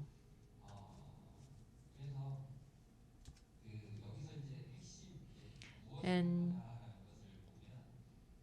looking at this definition and what to do, so what they will be focusing on is about providing better services and quality of life. And what this is about is basically 2 things. One is, I see it now. Okay, yes. So one is creating urban commons, another is creating urban assets. And now the slides are moving on their own. But anyway, so then the better services and better quality of life, as you would know, so that means that you need to have good natural environment. It also talks about climate here, but anyway, so clean water, clean air. Of course, they are the basics to have good quality of life. Then also public health. Of course, COVID now is an issue, but anyway, so to ensure public health and safety for all. And perhaps a little bit different from them, but then the human-made. So what we create would be called assets. So for example, public space, infrastructure. So this would be inclusive of like water, power, and transport. And then also the right mix of activities and people. And of course, adequate housing. So the natural environment and health, safety. So on top of them, we also need to create and build what we need. So these are called the social infrastructure.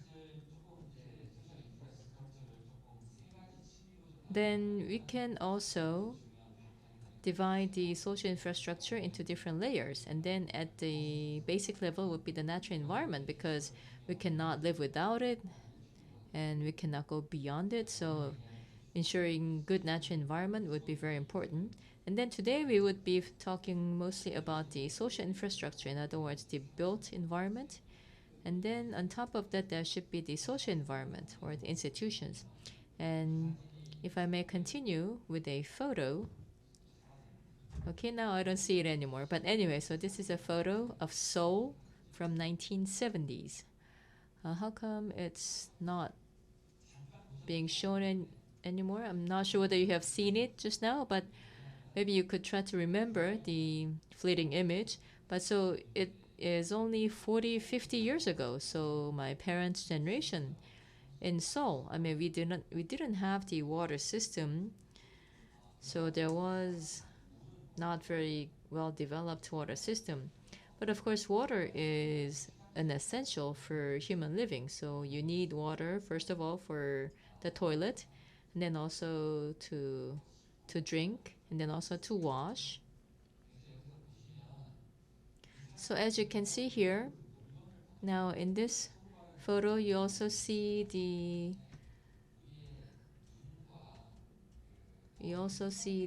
goods that they use. Of course, the hands and feet, we also have to use them. But then now, again, what you are seeing here is that now you need water, so you would carry the water. And again, if you look at this photo closely, all you see are women or girls. And that is actually one thing that stands out. So to make sure that you have enough supply in the water, you need to keep carrying the water.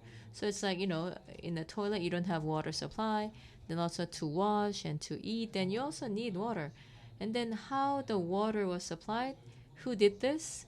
That meant it was women and girls who had to be the provider of water. So what this means is that now over time, so in this case, women and girls cannot go to school because they had to provide this to the family, meaning that this would also lead to gender inequality. In addition to that, there would be limitations, so general limitations in human capital accumulation, because in order to do these chores, you couldn't study. So for example, to produce semiconductors, you need to study, but then you cannot study because you have to do these other things. So this means that in general, there would be lack of human capital accumulation, meaning that the country's development itself would also be held back. And then again, there would also be people who receive these services, those who provide these services, those who receive would be the wealthy. And then this also means that this existing inequality will not be bridged. So, of course, when we talk about water supply, then the infrastructure or pipe, so we just think about these infrastructural issues. But then, when it lacking that means that the development for all, inclusive development, and also eliminating poverty will not be possible without addressing this issue. So providing a water supply would be the essence, the basics for the development. And again, for the urbanization and also the countries and the cities that are developing fast, these are the things that we need first. And also, again, Dr. Non mentioned this, that yes, when we do this work and if we focus only on the technological aspect of it, then we tend to forget the goal, the ultimate goal. So I believe that we need to remind ourselves of why we're doing this to begin with. Then also for ASEAN countries, so for example, as we have just heard from the presentation and as also what we have seen, so what we are trying to do is do what we have been doing in a better way. Of course, the approach itself or the methodology itself is not going to fundamentally solve the challenges, but then again, in terms of the land, the given land, how are we going to make it more livable and how are we going to foster more public interactions, and then also about the waste or the energy, housing, so we also need to address them, and then also education, safety, resilience. These are also the basic elements that we need to have in a city. So we will be doing that, but then in a better way, in other words, in a smarter way, in a more efficient, low-cost manner. So I thought that those were the important elements in the presentations today. Then also when we talk about the smart city, now this last image is a shot of Seoul.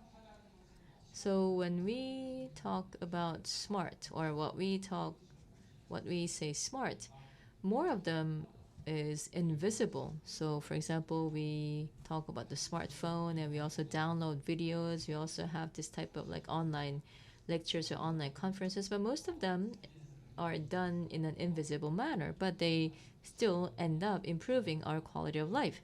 So for example, making our life more enjoyable, safer, happier. And to make that possible, that means we also need to tend more to the invisible aspects. So we are not going to, have a CCTV in the center to show what we are doing. So most of the infrastructure is actually hidden below the indicators, but still they're there to support all the other activities. And of course, we talk about the equity or the development. And of course, the infrastructure is not going to improve them all. But then, without the infrastructure, it cannot be done at all. So that is why infrastructure is essential. And it is necessary for us to take the right step and make sure that we have the right infrastructure in a smart manner. That is all. Okay, thank you very much for the discussion. So that was Professor Kang. So Professor Kang gave a more fundamental talk about the type of smart city that we should working toward. Especially, he emphasized the importance of social infrastructure. So yes, we want to make a smart city. We want to make smart something. But then, if we do not know what that smart something is, then we cannot make anything smart. In other words, so we have to remind ourselves of why we're doing what we're doing so that we can try to build a more inclusive smart city. I hope I am not over-exaggerating your message, but anyway, so I believe that he has led us to think once again about the fundamental questions. Thank you. Let me now turn to our third panelist. This person is a deputy manager from WeGo, working on international development, cooperation in the field. So we'd like to hear more from Cho Eun-byul from WeGo. I'd like to hear about Joe's thoughts on this issue. Please give Cho Eun-byul a big round of applause. Hello, my name is Cho Eun-byul. I'm from WeGo. I would like to begin by thanking you all for inviting me to the ASEAN Smart City Development Cooperation Forum. I think there might be some of you who are not familiar with WeGo, so let me just briefly tell you about our organization. It's an intergovernmental international organization among city governments that work to pursue sustainable cities and smart cities. We started with 50 member cities in 2010, and now we have about 213 city governments, smart city solution companies, and governmental institutions here. Myself in English. Hello, my name is Umber Cho, and I'm from World Smart Sustainable Cities Organization. We are an international organization of cities and local governments and smart city solution providers around the world. And we support transformation of cities, digital transformation. And we were established in 2010 through 50 founding member cities. And this year we are celebrating our 10th anniversary. You are all invited to come to our 5th General Assembly hosted in October. And nice to meet you all today. 아세안에서 이제 So I have been told that I can continue with the rest of my presentation in Korean, so I would like to do so. So there is a smart city definition in ASEAN and a smart city definition in Korea. So as the presenters have already told us, the definitions are slightly similar but also a little bit different. We have over 200 member city governments, but they also have different definitions. ASEAN governments and Northern Europe governments or South American governments, they also have different definitions of smart cities. But if we were to look for a commonality, WeGo has determined the definition to be that smart cities use digital technologies to guarantee economic, social, and environmental sustainability of cities, improve the quality of citizens' lives, and enhance the efficiency of city management, and also become innovative cities where economic prosperity will blossom. In 2018, after the establishment of the ASEAN Smart City Network, WeGo has been closely cooperating with ASEAN member cities for smart city development. One of the first things, or one of the most representative things that we did was in 2019, where we had a mayoral conference, the first WeGo ASCN conference, where we had collaboration among ASEAN city governments. We did sharing of cases, matchmaking of cities and corporations, and also workshops. So we tried to look at different issues and challenges that ASEAN cities were seeing, and we brought in a lot of experts to try to look at different solutions that were out there. Furthermore, one other thing that we do is a smart city establishment comprehensive support service called Smart City Driver. So this is something that we work together not just with the ASCN level, but with other ASEAN cities to look at their action plan and specifically look at different measures to matchmake different corporations and institutions to solve the city challenges and also help with the implementation of the Smart City Action Plan. One of our projects that are ongoing right now was proposed as an agenda item at the ASCN meeting that was held in Brunei on August 30th. It's about online portal and investment toolkit. I think this was mentioned in the welcome remarks, but we're trying to expand these different cooperative projects by providing consulting services, and this is a project that we're going to look into for the future. We're going to look at other different ways to support ASEAN member city governments in developing smart cities. Now let me briefly comment on the different presenters' presentations. So I would like to provide my comments and also tell you some of my findings from working in the field with different city governments.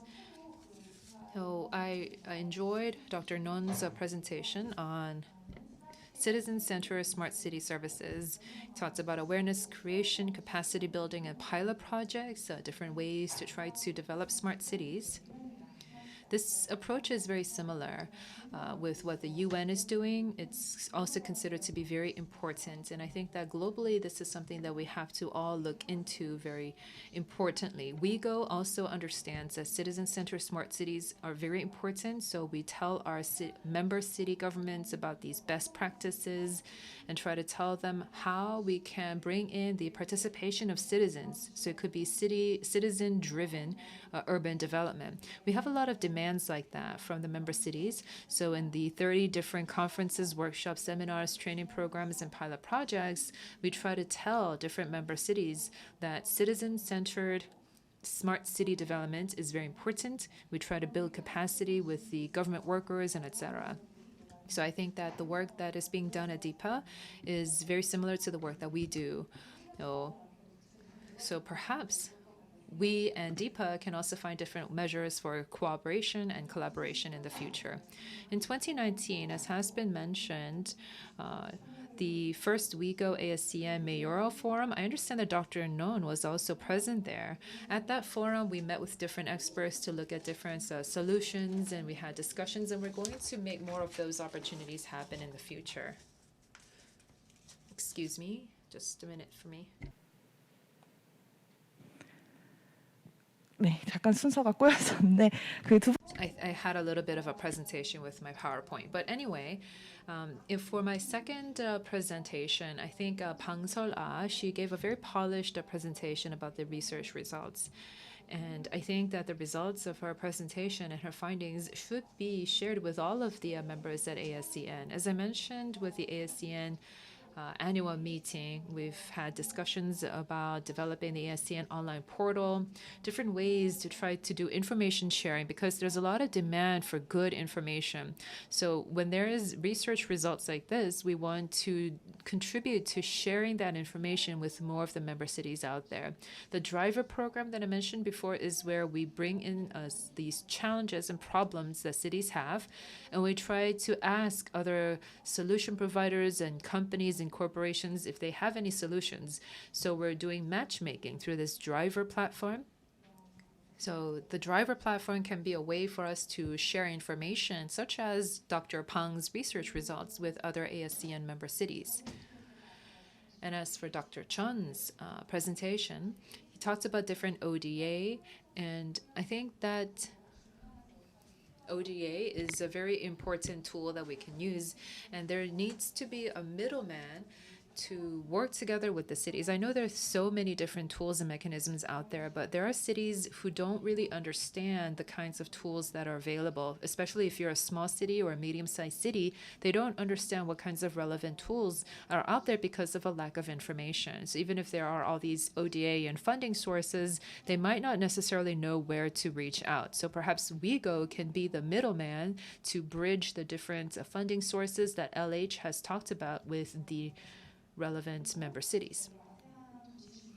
Of the ASEAN cities, one of the interesting things that I've heard is because we do pre-feasibility studies at WIGO, and we also help with the implementation of Smart City. We work with Da Nang in Vietnam, for example, and we provide a smart city transportation system. Or in Sevarang, we also work together with the Korean company to try to provide smart traffic light solutions. These were all mostly on transportation. So we've had a lot of demand from the ASEAN sides from transportation. And as Dr. Pang has said in her presentation, she also said that there were a lot of transportation-related infrastructure projects that were carried out in ASEAN. And that I thought to be quite interesting. I think it's because Korea has a competitive edge in transportation. So perhaps going forward, maybe member cities would continue to have all of these requests for transportation-related projects. So WIGO will try to be a good bridge between those demands and the necessary solutions. Through today's forum, I think I was able to better learn about different directions, about exchange and cooperation for smart cities among countries and cities. So thank you very much for this opportunity. Yes, thank you. Please give her a big round of applause. That was Ms. Cho Eun-byul from WIGO. She works at the intergovernmental organization working in the field with smart cities. And because she is working in the field, she was able to provide us with a lot of her thoughts there, and she also provided her comments with each of the presentations. She talked about the Smart City Driver tool, or the driver project that WIGO is spearheading, and I think that is very important because that is necessary work. Perhaps our institution can also provide some contribution there through the driver project. We'd like to move on to our next panelist is from KOICA Vietnam office, Seo Mi-young, who's the deputy director of the Vietnam office for KOICA there. I'm sure it must not be easy for you working out there in the field. Well, thank you for the kind words. Right, so now for Vietnam, which is one of the key ASEAN countries for us. So what is the smart city project progress and also what is the situation there. So if you could tell us, so please. Yes, hello. First of all, great to meet you all. As just introduced, I am at the KOICA office in Vietnam. My name is Mi Young So. So first of all, thank you very much for the invitation to this excellent forum, and also it's a great honor for me to be participating as a panelist. So I have heard the three presentations as well as the other panelists, and then I once again thought about the strategy for the smart city projects, and also about I would like to tell you about the smart city projects in ASEAN, and also got me thinking about the COICA strategy. So thank you very much for the great food for thought. Now I myself am an on-field, let's say, activist, a practical person. So in this very brief time given to me, I would just like to tell you about what COICA is doing in Vietnam in terms of the smart city projects. Then also I would like to share with you my own experience and also the lessons learned and the thoughts and the ideas that I have gotten. Now, COICA was actually mentioned a few times in the previous presentation, so some of you might be familiar, some of you may not be familiar with COICA. Now, COICA is a public organization in charge of the Koreans' grant. And we have offices in 40 countries, and we are conducting many different projects to help with the development of the developing countries. And I myself am in charge of the smart city and science and technology projects in COICAS, and that is, I believe, why I am here today. Now, then, first, let me tell you about the development cooperation. So, in other words, how the international community sees the smart city projects. So now, first of all, when we talk about the development or the urban development, I would say that the urban development as part of the development cooperation is a fairly new area, because in the past we mostly talked about the social development, for example, education or gender equality. And then in 2015, the MDGs came about and followed by the SDGs. So they talked about the economic sustainability and also the social sustainability, and that is why we are paying more attention to urban development. And then also in the ODA, they also began to take note of the urban development area. So likewise for COICA. And then now in SDG, the 11th goal says that it has to be an inclusive, safe, resilient, and sustainable city and community. So, for example, to address the issues of the developing countries, then we have to turn the cities into sustainable cities. And to that goal, then what we need are the plans for housing and mass transportation, as well as preservation of culture and natural heritage, and also to have disaster response. And also for the transport and education and cultural heritage. So you can see that different elements are being mentioned. So in the SDG goal number 11, now this is the goal that is very much interrelated to other goals. So the UN also recommends a more integrated approach, because this is not just about space or about the city itself, but then it has to do with our everyday life, our living. So it is related to many other issues. So not just the urban or the economic angles, but we also have to have a social perspective on this as well. So today we're talking about smart cities, and when we talk about the urbanization, then when we talk about smart cities, then of course we talk about improving people's livelihood, but perhaps using the digital technology to make that possible. So in that context, now COICA, when we work on the smart city now, I would say that we started in 2019, and before that we also did some work related to cities or urban development, but mostly in transport and also for the urban planning. So for example, the drafting of the master plan or feasibility study for the urban development. But more recently, in connection with the ICT, we are now working on the smart city development and helping out with the smart city development. And also, as was mentioned by the others earlier, especially by Dr. Pang, so in order to pursue the new southern policy of the current government, we also came up with a 5-year plan of support. So compared to 2017, by 2022, the ODA budget will be doubled, and also we would be having more cooperation and synergistic effect with other partners so that we can further the benefits and the effectiveness of the smart city cooperation. So that is the goal of our plan, and we also have many different programs, and one of them is smart city development with nature and people. And we have also come up with the mission of contributing to urban development for all. So, for example, also including the urban development support that takes into consideration the urban disadvantage as well. Now then, let me focus more on the Vietnamese project. So yes, Dr. Pang's presentation also mentioned this quite often. Vietnam is a very rapidly growing country and also getting a lot of attention, so economically very fast developing. And now looking at the flip side of the economic development, of course, that there could be some unintended consequences. For example, rapid urbanization and the population concentration into the urban areas, leading to shortage of urban infrastructure, lower quality of life, and also traffic congestion and air pollution. So from the Vietnamese government as well, they are also trying to address the urban issues in a more effective and efficient manner. So in many different areas like education, water, healthcare.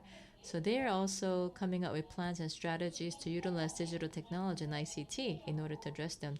So for example, a few years back, the Prime Minister decree came out under the title of Sustainable Smart City Development Strategy. And under this, they would be utilizing all the natural resources as well as human resources in order to maximize the benefits of the smart city development. And then also we can see that this was emphasized in the Vietnamese economic development plan as well, or in the country plan. So now Vietnam, now they have the phase-to-phase approach to the smart city development plan. So for example, they would be laying all the infrastructure in the first part, and then in the later part, they will be then up until 2030, then they will have the smart city pilot models. So perhaps in the large cities and the second tier cities, so that they will be able to demonstrate the feasibility of these smart cities and then also have intercity linkage between the different cities. And then now for this goal, many different organizations like COICA are also providing support. And we see that Vietnam, with its rapid economic development, its reliance on ODA is lowering. And also because of that, compared to grant, there is more loan ODA. And so, for example, the ABD and UN, and then also there are also some other organizations providing them with grant, like the UNDP. But also these international organizations or financial organizations, now for smart cities, then they say that these are the urban development based on smart city or the fourth industrial revolution, and they largely focus on the energy efficiency projects. And in the case of Japan, so as Melinda also mentioned, large-scale transport infrastructure, so for example train and road, so these are the projects that Japan is focusing on. And also for Japan now, for example, Hanoi and Ho Chi Minh, in other words the southern region of Vietnam. So then this also shows that the central region is comparatively neglected, and that was also linked to our strategy of starting out in this region first. So again, for COICA, we have linkage with other organizations and also differentiation so that we can utilize our own strengths. And we are also thinking a lot about how to align our projects with the Vietnamese country strategy. So for example, for the country plan for Vietnam, COICA has selected the 4 areas. One is to strengthen the national innovation system as well as the capability, and to help build transparent and efficient governance, and the agricultural development that is inclusive and sustainable. And the last one is supporting sustainable smart city development. And also, before the COICA-wide plan coming up, we also had been focusing on the transport or land development projects in Vietnam up until 2019. But then since then, we have been focusing more on the smart city or more green development of the cities. So as I mentioned earlier, to differentiate ourselves, we are focusing more on the central region, starting out with the pilot projects in the central region. So compared to Hanoi, Ho Chi Minh, the central region is a bit neglected, and also economy is still underdeveloped. But still, the cities like Da Nang or Hue, now they are rising fast. And also Korean companies are also setting up their presence here. And it is very famous tourist destination. So they have also become very big tourist destinations in Asia. So KOICA is also highly interested in this human exchange as well. So for us then, for this Smart City Valley program planned in the central region, and then in May 2019, we selected 3 cities.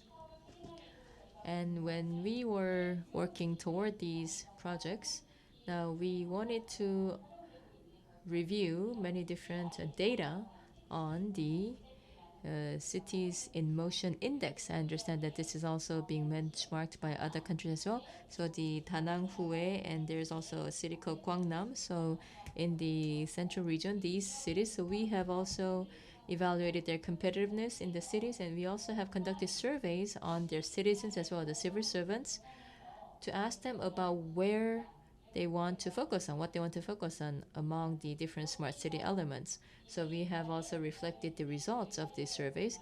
And then now we have identified the focal areas based on the characteristics of the city. So for example, Hue, now this is a cultural hub.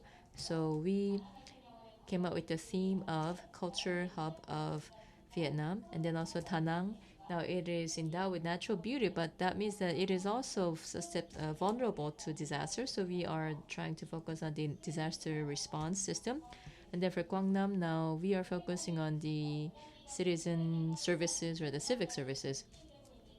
So based on the medium to long-term program, then we would first successfully implement the project in the central region up until 2025 for the medium term. And then based on that, we plan to scale out the project to other cities in the central region. And we also hope that in the end, we can also come up with a model that would also help us cooperate with not only the Vietnamese cities, but also in the other ASEAN cities. So then this leads to my next topic, which is about how we can cooperate better, how we can strengthen our cooperation. But I will come back to this later. But anyway, so for Vietnam, yes, in terms of the ODA, it is a very important ODA partner country to Korea. And also Dr. Pang also mentioned this, but yes, Vietnam is also, so among the ASEAN countries, perhaps Vietnam is one of the biggest beneficiary of Korea's Smart City ODA, but also a country that has much more potential. So we do hope that we can also create a good model in Vietnam so that we can scale this out to not only other parts of Vietnam, but also in other countries too. And more recently, well, of course, we have been focused on like transport or ICT, but then we are now shifting our attention to, for example, creating a circulatory city with the better treatment of the urban waste problem. And also, as Dr. Melinda mentioned, perhaps we can also link this to renewable energy. So for example, waste to energy model. So this is also a model that we can also connect to deploy in other cities as well. Anyway, so to make this possible, we also need to have connection or integration with other organizations as well. So I do hope that we can do a lot of networking with other organizations. So I got to learn about many more organizations today, and I believe that it is very important that we continue with this networking efforts. And last but not least, I would just like to tell you about what KOICA intends to do further. Now, as we engage in the smart city projects, then about the human-centric or the citizen-centric needs and the demands are our priority. But again, as Dr. Non mentioned earlier, so I fully agree with that statement that we have to focus more on the human side, not just on the technology. And I believe that your message is that also for development agencies. Now, actually, what you said gave a lot of implications to us as project developers. So thank you very much for your insight. It really helped us a lot, and I wrote down a lot of what you said. Anyway, so yes, so it is not about technology, but it is helped by technology. So then, in that context, what I feel on the field is that now the technologies, like for example, the fourth industrial technology or the many of the ICT technologies that we try to use. So as we try to use these technologies, then we still feel the limitations in these countries, and also sometimes the will to use the technology is perhaps not there yet. Then also in terms of the data, like open data. So we need to have the data availability, and in other words, in order to provide the services and also to interlink the different cities, then we also need to rely on data and open data. But this also is one area where we need more time, because this is not something that can be done overnight. So perhaps we need to do this in a step-by-step manner. So how can we build up the infrastructure? How can we build up the capability? And also how can we provide better access? So otherwise, then we could provide all the infrastructure that they need, and perhaps you can provide all the technology that they need. And also this project can be very good, at least on the narrative side, but still it might not be able to create the kind of benefits that the people actually need. And last but not least, for KOICA, because we're a grant organization, we can't really do large projects. So we focus more on the master plan side, or also like the system-based, like 10 million, 20 million size projects.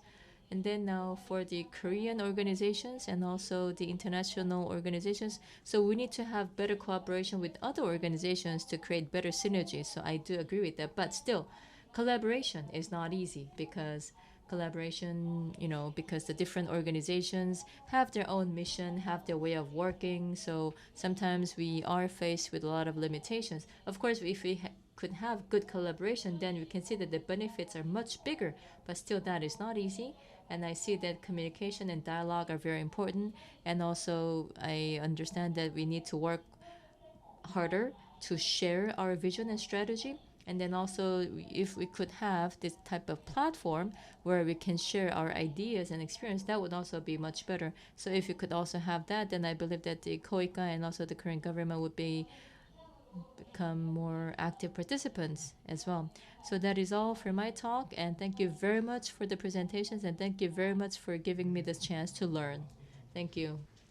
Thank you very much. A big hand, please. So yes, that was Ms. Saw, the vice head of the KOICA office in Vietnam, and I can see that she had a lot in her mind to share with us.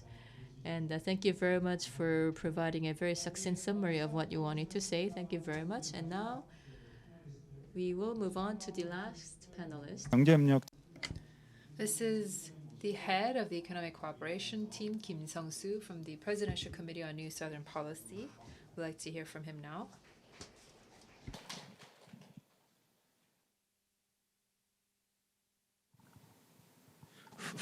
예, 들리시나요? 예.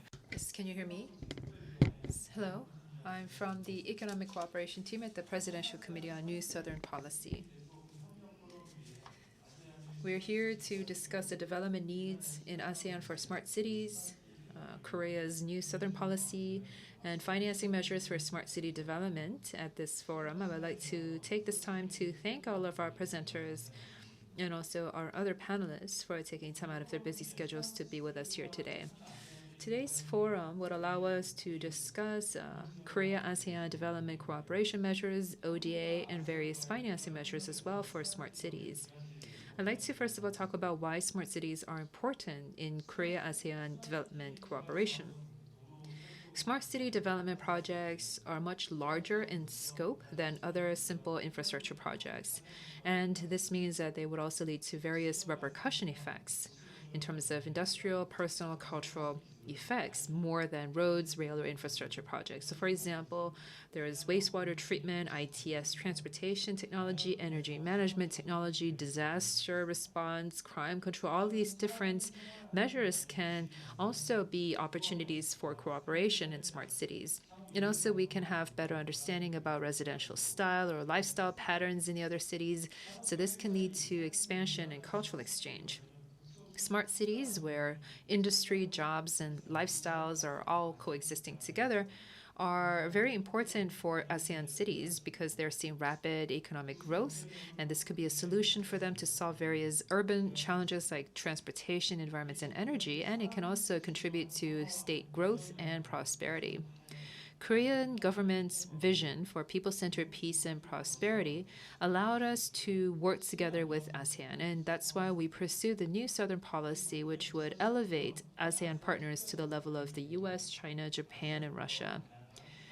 With the 2019 Korea-ASEAN Commemorative Summit, we've been starting cooperation on various smart cities with ASEAN countries. Smart city development is a very important means for us to pursue new southern policies. So, for example, with the Indonesia New Capital City Project, or Malaysia Kota Kinabalu Smart City, or Philippines Clark Smart City Project, these are various projects that we're already working on or reviewing with ASEAN countries. And also with our industrial complex cooperative projects, for example, in 2020 we began breaking ground with the Myanmar industrial project in 2020, and in December of this year, we're also going to break ground in the Hưng Yen industrial project in Vietnam. Most of these are PPP projects, so funding and financing measures would be very important indeed. Our Presidential Committee works together with the Ministry of Economy and Finance, MOFA, and MOLIT here in Korea to look at different financing policies for infrastructure projects. In 2019, there was the Korea ASEAN Smart City Ministerial Conference. And through that, the PIS fund was created with a capital of about 1.1 trillion won. And this was invested into the Philippines Clark Residential Facility Project and the Vietnam Hanoi Mixed-Use Project, each about 20 billion won. With a GIF, for Global Infrastructure Fund, we have created a capital of about 110 billion Korean won, and we're going to use this to invest in transportation, energy, water resources, and smart ICT. In 2020, with the K-City Network Submission Project, we've been focusing on investing in feasibility study and master plan for smart cities. In 2020, there was Indonesia New Capital City Project, Myanmar Dala New Town, Vietnam Mekong Delta Smart City. So 2.8 billion won was executed for 6 different projects. This year, we have supported 1.1 billion won in 3 projects, including the Philippines Clark Smart City Project. Furthermore, for Korea government, we want to invest ODA not just early on in the project, but we also want to look ahead to implementation level. For example, with the Indonesia Capital City Project, the new Capital City Project, we have a midterm roadmap and a focus roadmap. And we have also created an EIPP to do an economic development roadmap for the new capital city, also engage in economic development for the old town, work on energy and wastewater management, various different areas that we're focusing on, so that this is not going to be something that we're looking at early on in the project, but that will see through to the implementation level. So we have invested about 2.3 billion together with different ministries in Korea. And also we have a multi-ministerial task force team to look into this. For the Indonesian Karian Metropolitan Waterworks project, we have an EDCF to build the Karian Dam, and EDPF to work on the water pipes, and PPP project to look at water pipe networks. We've worked together with the KRIHS and KIEP in Korea to try to do various research into ODA projects and how we can better make use of this institution. Through the research project, we hope to enhance the competitiveness of our New Southern ODA and also provide better strategies for New Southern ODA. We also have a research project underway to try to create smart city solution package, sort of menus of different smart city solutions that we can provide to our partners so they can pick and choose what they need depending on their needs and demands. Through the smart city solution menu or a package, we can better introduce Korea's smart city solutions and our companies. And we're also going to, in line with this, established the Korea ASEAN Financial Cooperation Center in Jakarta, Indonesia this year. This center will be responsible for helping with financial infrastructure, capacity building, policy financing for Korean companies doing business as ASEAN, help Korean companies support in obtaining business licenses, for example, do financial analysis and funding support for infrastructure projects. So this will help Korean companies doing business in ASEAN. We're also going to engage in consistent cooperation and also promote our different funding measures for other countries, cities, corporations, and research institutions. Through today's forum, we can better tell more people about the different funding measures that exist out there for smart city development. With that, I would like to conclude my remarks. Thank you very much. That was Mr. Kim from the Presidential Committee on New Southern Policy, who laid out different support measures and projects that the Korean government is implementing. We are behind schedule, but this ASEAN Smart City Development Cooperation Forum is quite cosmopolitan because it is part of the World Smart City Expo. We have various students from the urban science major from the University of Seoul with us today. These are students who are representing different regions and continents around the world, Africa and Americas, so it's a very global forum, I believe. So we are behind schedule, but if I may, I would like to take some comments or questions from the floor, if there are any, maybe one or two participants, audience members from the floor. Are there any questions or comments from the floor? If you have any question or comment, please raise your hand.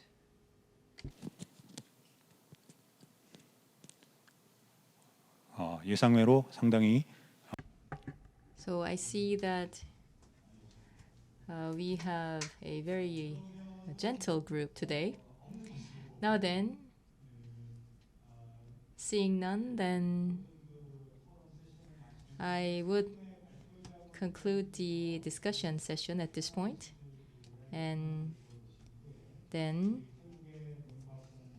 after listening to the panelists, then perhaps Dr. Nunn or Dr. Pang or Mr. Chan, if you could then comment on the panelist discussion so far. So Dr. Nunn, may I invite your response to the comments and any additional comments, if you may? Certainly. Well, thank you so much for this great panel. I'm actually learning quite a lot, and it is a great pleasure to seeing friends again, Ms. Cho and of course Mr. Jian. I had a fond memory of the mayoral conference and summit taking place back in 2019, as Ms. Jo mentioned. It was one of the best events of that year, and I recall a lot of dynamic discussions that actually leads to a pragmatic approach to smart city buildings. So I really congratulate you for wanting to continue that. I think that it would really benefit everybody as a whole. So in this panel, I think I learned so much that I don't even know where to start. Well, let me say one thing, I hope that we can actually organize this event physically, where we actually get to meet in person in 2022, because I think one of the best way to collaborate is to actually gauge not only the contents of the directions, but also the path towards emotionalities of each other as well in this context. So I just kind of want to emphasize is that the reason why we collaborate has to do with the fact that we don't want to waste time on things that we know for sure to be working. So reinventing the wheels isn't really useful. So if some technologies, some ways of solving problems and pain points have already been proven conceptually to be working somewhere else, we want to be able to actually learn from that experiences and probably scale that up for more productivity. And also, the other thing that I wanted to emphasize is that collaboration is not just about doing projects for the people, for the citizens. That's of course very important. But the affinity of that is the idea that you can actually build result-oriented diplomacy based on collaborations. And I think that's what KOICA is doing. That's what a lot of us are doing too. Is just try to use collaborative projects as a vehicle for each other in this context. Each countries to learn more about each other and probably move forward in a propelling way. And the notions of how we wanted to do that. I think it's important that we start with the ABC approach. We start with the awareness building, that's the A, and then we build capacities, that's the B, and then eventually we conceptually created a pilot project, that's the C. When we do this projects in this ABC directionalities, what we get is that we can actually test out whether or not the ideas that we have in terms of collaborations could actually work, because plunging ourselves into big projects without testing the water could actually result in a lot of wasteful resources. So I believe that we should definitely think about how we step by step, maybe start small, but actually moving to a bigger scale. And eventually, I like the ideas of urban co-creations, because once that we learn that each other can actually help, then we can use that as a springboard for scalabilities of the solution. And the more people understands about the context of these collaborations, the more that they want to get involved, then we can actually think about the toolkits in terms of bankabilities and finance of the projects, whether that be debt financings, ODA, CSR, crowdfundings, or any other innovative approaches that we have in the world today. And eventually, I think the areas of collaborations could actually be separated into two categories. One is the physical, like master plannings, like things that we heard about today from our colleagues. And the other one could be less physical, things like digital technology, digital adoptions, digital integrations, data silo breakings. These are the things that actually help a lot in terms of making the physicalities of the cities much more meaningful. Because at the end of the day, I think we heard that a lot from our colleagues today, the key performance index, so KPI of smart city, isn't the number of sensors you have in the cities, isn't the number of drones, isn't the number of IoT devices, but it is the amount of time that people have to spend with their family because the system works so well so they can get home faster, is the percentage of people get admitted to the hospital less than before because they're actually living a better and healthier life. And these are the KPIs that we wanted to put forward as the means whereby we think about smart cities as technology working for us in the background. So I leave you with that, and I'm looking forward to more conversations and definitely an actual collaborations based on the approaches that we set up together today. Thank you. 네, 감사합니다, 논 박사님. 그것도 짧은 시간에 Thank you very much, Dr. Non. Within a very limited period of time, you told us about these different philosophies that go into international cooperation, the genuine level of international cooperation, and the actual KPIs that we have to consider in international cooperation, that we shouldn't just look at these quantitative numbers and figures, but rather than optimization, we have to look at the value. What kind of value we're going to pursue with these different cooperative projects? And he emphasized that once again. So those were very important points that we have to take to heart. So thank you very much for that. Dr. Pang, would you like to say a few words? 먼저 그 다섯 분의 토론자분께서 해주신 말씀. The different panelists talked about various projects, various themes, such as the fundamentals of smart cities. They talked about the actual case examples or the demand that they've seen in the field. So that was helpful for us in understanding the actual picture. And we've also talked about the different methodologies and the funding structures for the Korean government. So that was also very meaningful in terms of our discussion. After listening to the different discussion, I have to believe that we already have dry powder. So we all have all of the bullets that we need. There's the government's commitment and willpower. There's the organizational capacity, not just here in Korea, but we have someone from the KOICA Vietnam office with us today. So there's the organization there. And these different international organizations as well, such as WeGo, who is cooperating with us. So we have a lot of assets at our disposal. So the point here is what we're going to do in terms of leveraging these assets and putting them to use. In preparing for today's forum, I I really wanted to invite Dr. Melinda Martinez from ISES Yusof Ishak Institute because I know that she has presented an issue report about smart cities, about these different projects as part of her institute, and that was really helpful. And I read that issue report and thought that there's these she talked about the ASCN cooperative projects that are being done, and there were so many other Korean projects that we were doing, but because we have not promoted them very well, because we don't have a lot of collaborative expertise with different organizations like the Yusof Ishak Institute, I don't think they were able to know about the different Korean projects. Although the issue report did elaborate on some Korean projects, I think that because we did not promote them as much, not many people around the world or even our international partners know about the work that we're doing. So I thought that today would be a good opportunity for us to talk about the different projects that we are doing with ASEAN and our commitment to ASEAN. Thank you. 우리 방 박사님의 활약 많이 기대가 됩니다. 자, 그리고 우리 또 진 차장님 부탁드립니다. 네. 네, 감사합니다. 오늘 이 자리를 통해서 굉장히 많은 이제 좋은 의견들을 들었고요. 저희도 스마트시티 관련해서 이제 오랫동안 일을 해오면서 그동안 이제 저희가 Through this forum and also many of the issues or the challenges that I had not been familiar with, so I also got to learn about them.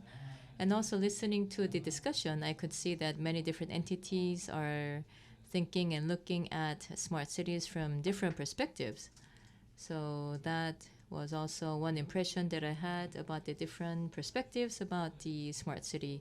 And that is how we can also complement each other about how we can drive and nudge each other in the right direction as we try to develop smart cities all over the world. And also LH now as an implementer, so as an organization that actually does the work, then we think more about how to actually get the work done in building the smart city, how to get the financing for the project. And as I mentioned earlier, yes, there are different sources of finance and how we are going to evenly distribute them and how we are going to combine the different finances from different sources in trying to implement these smart cities. So that is one question that we need to think more deeply about. And Dr. Bang has mentioned that, yes, the bullets are ready, but I always say that in this world, nothing is for free. So whenever we try to make investment, or of course there are many different financing mechanisms, but then when you think about the government finance, oftentimes people think that the money comes for free, but then it's actually the taxpayers directly or indirectly bearing the burden of this cost. So then we have to think about this financing that is being born. How will this be used to create the type of city that is very much livable for as many people as possible? So we also have to make sure that there is this effectiveness for the financing that is provided. So I hope that we can all try together to look for the best solution. So thank you very much. Okay, thank you very much. So that was Mr. John from LH. 또 주제 발표. So we've heard from all the panelists and all of our presenters. Is there anyone left who would like to say anything, finally, one final word, or no? It appears that our panelists and presenters are quite satisfied. We are about 20 minutes behind schedule. It is about 5 o'clock here, KST, Korea time. We are behind schedule, but I think that we had a very fruitful, productive discussion, great comments, talking about smart city development and cooperation between Korea and ASEAN. Thank you very much for all of your insight and your wisdom. Because of COVID-19, we had no choice but to have this as a hybrid forum. But because we have online presences of Dr. Melinda, Dr. Non, and also from our representative from the Quaker Vietnam office, I thought that it was great to have them with us today and made for a very active and vibrant discussion. Thank you to our panelists and also our presenters, of course, who are with us online, all of our participants, both online and offline, our audiences. Thank you to all of you.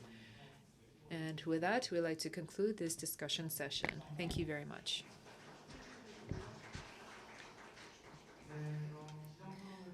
With that discussion session, our forum has come to an end.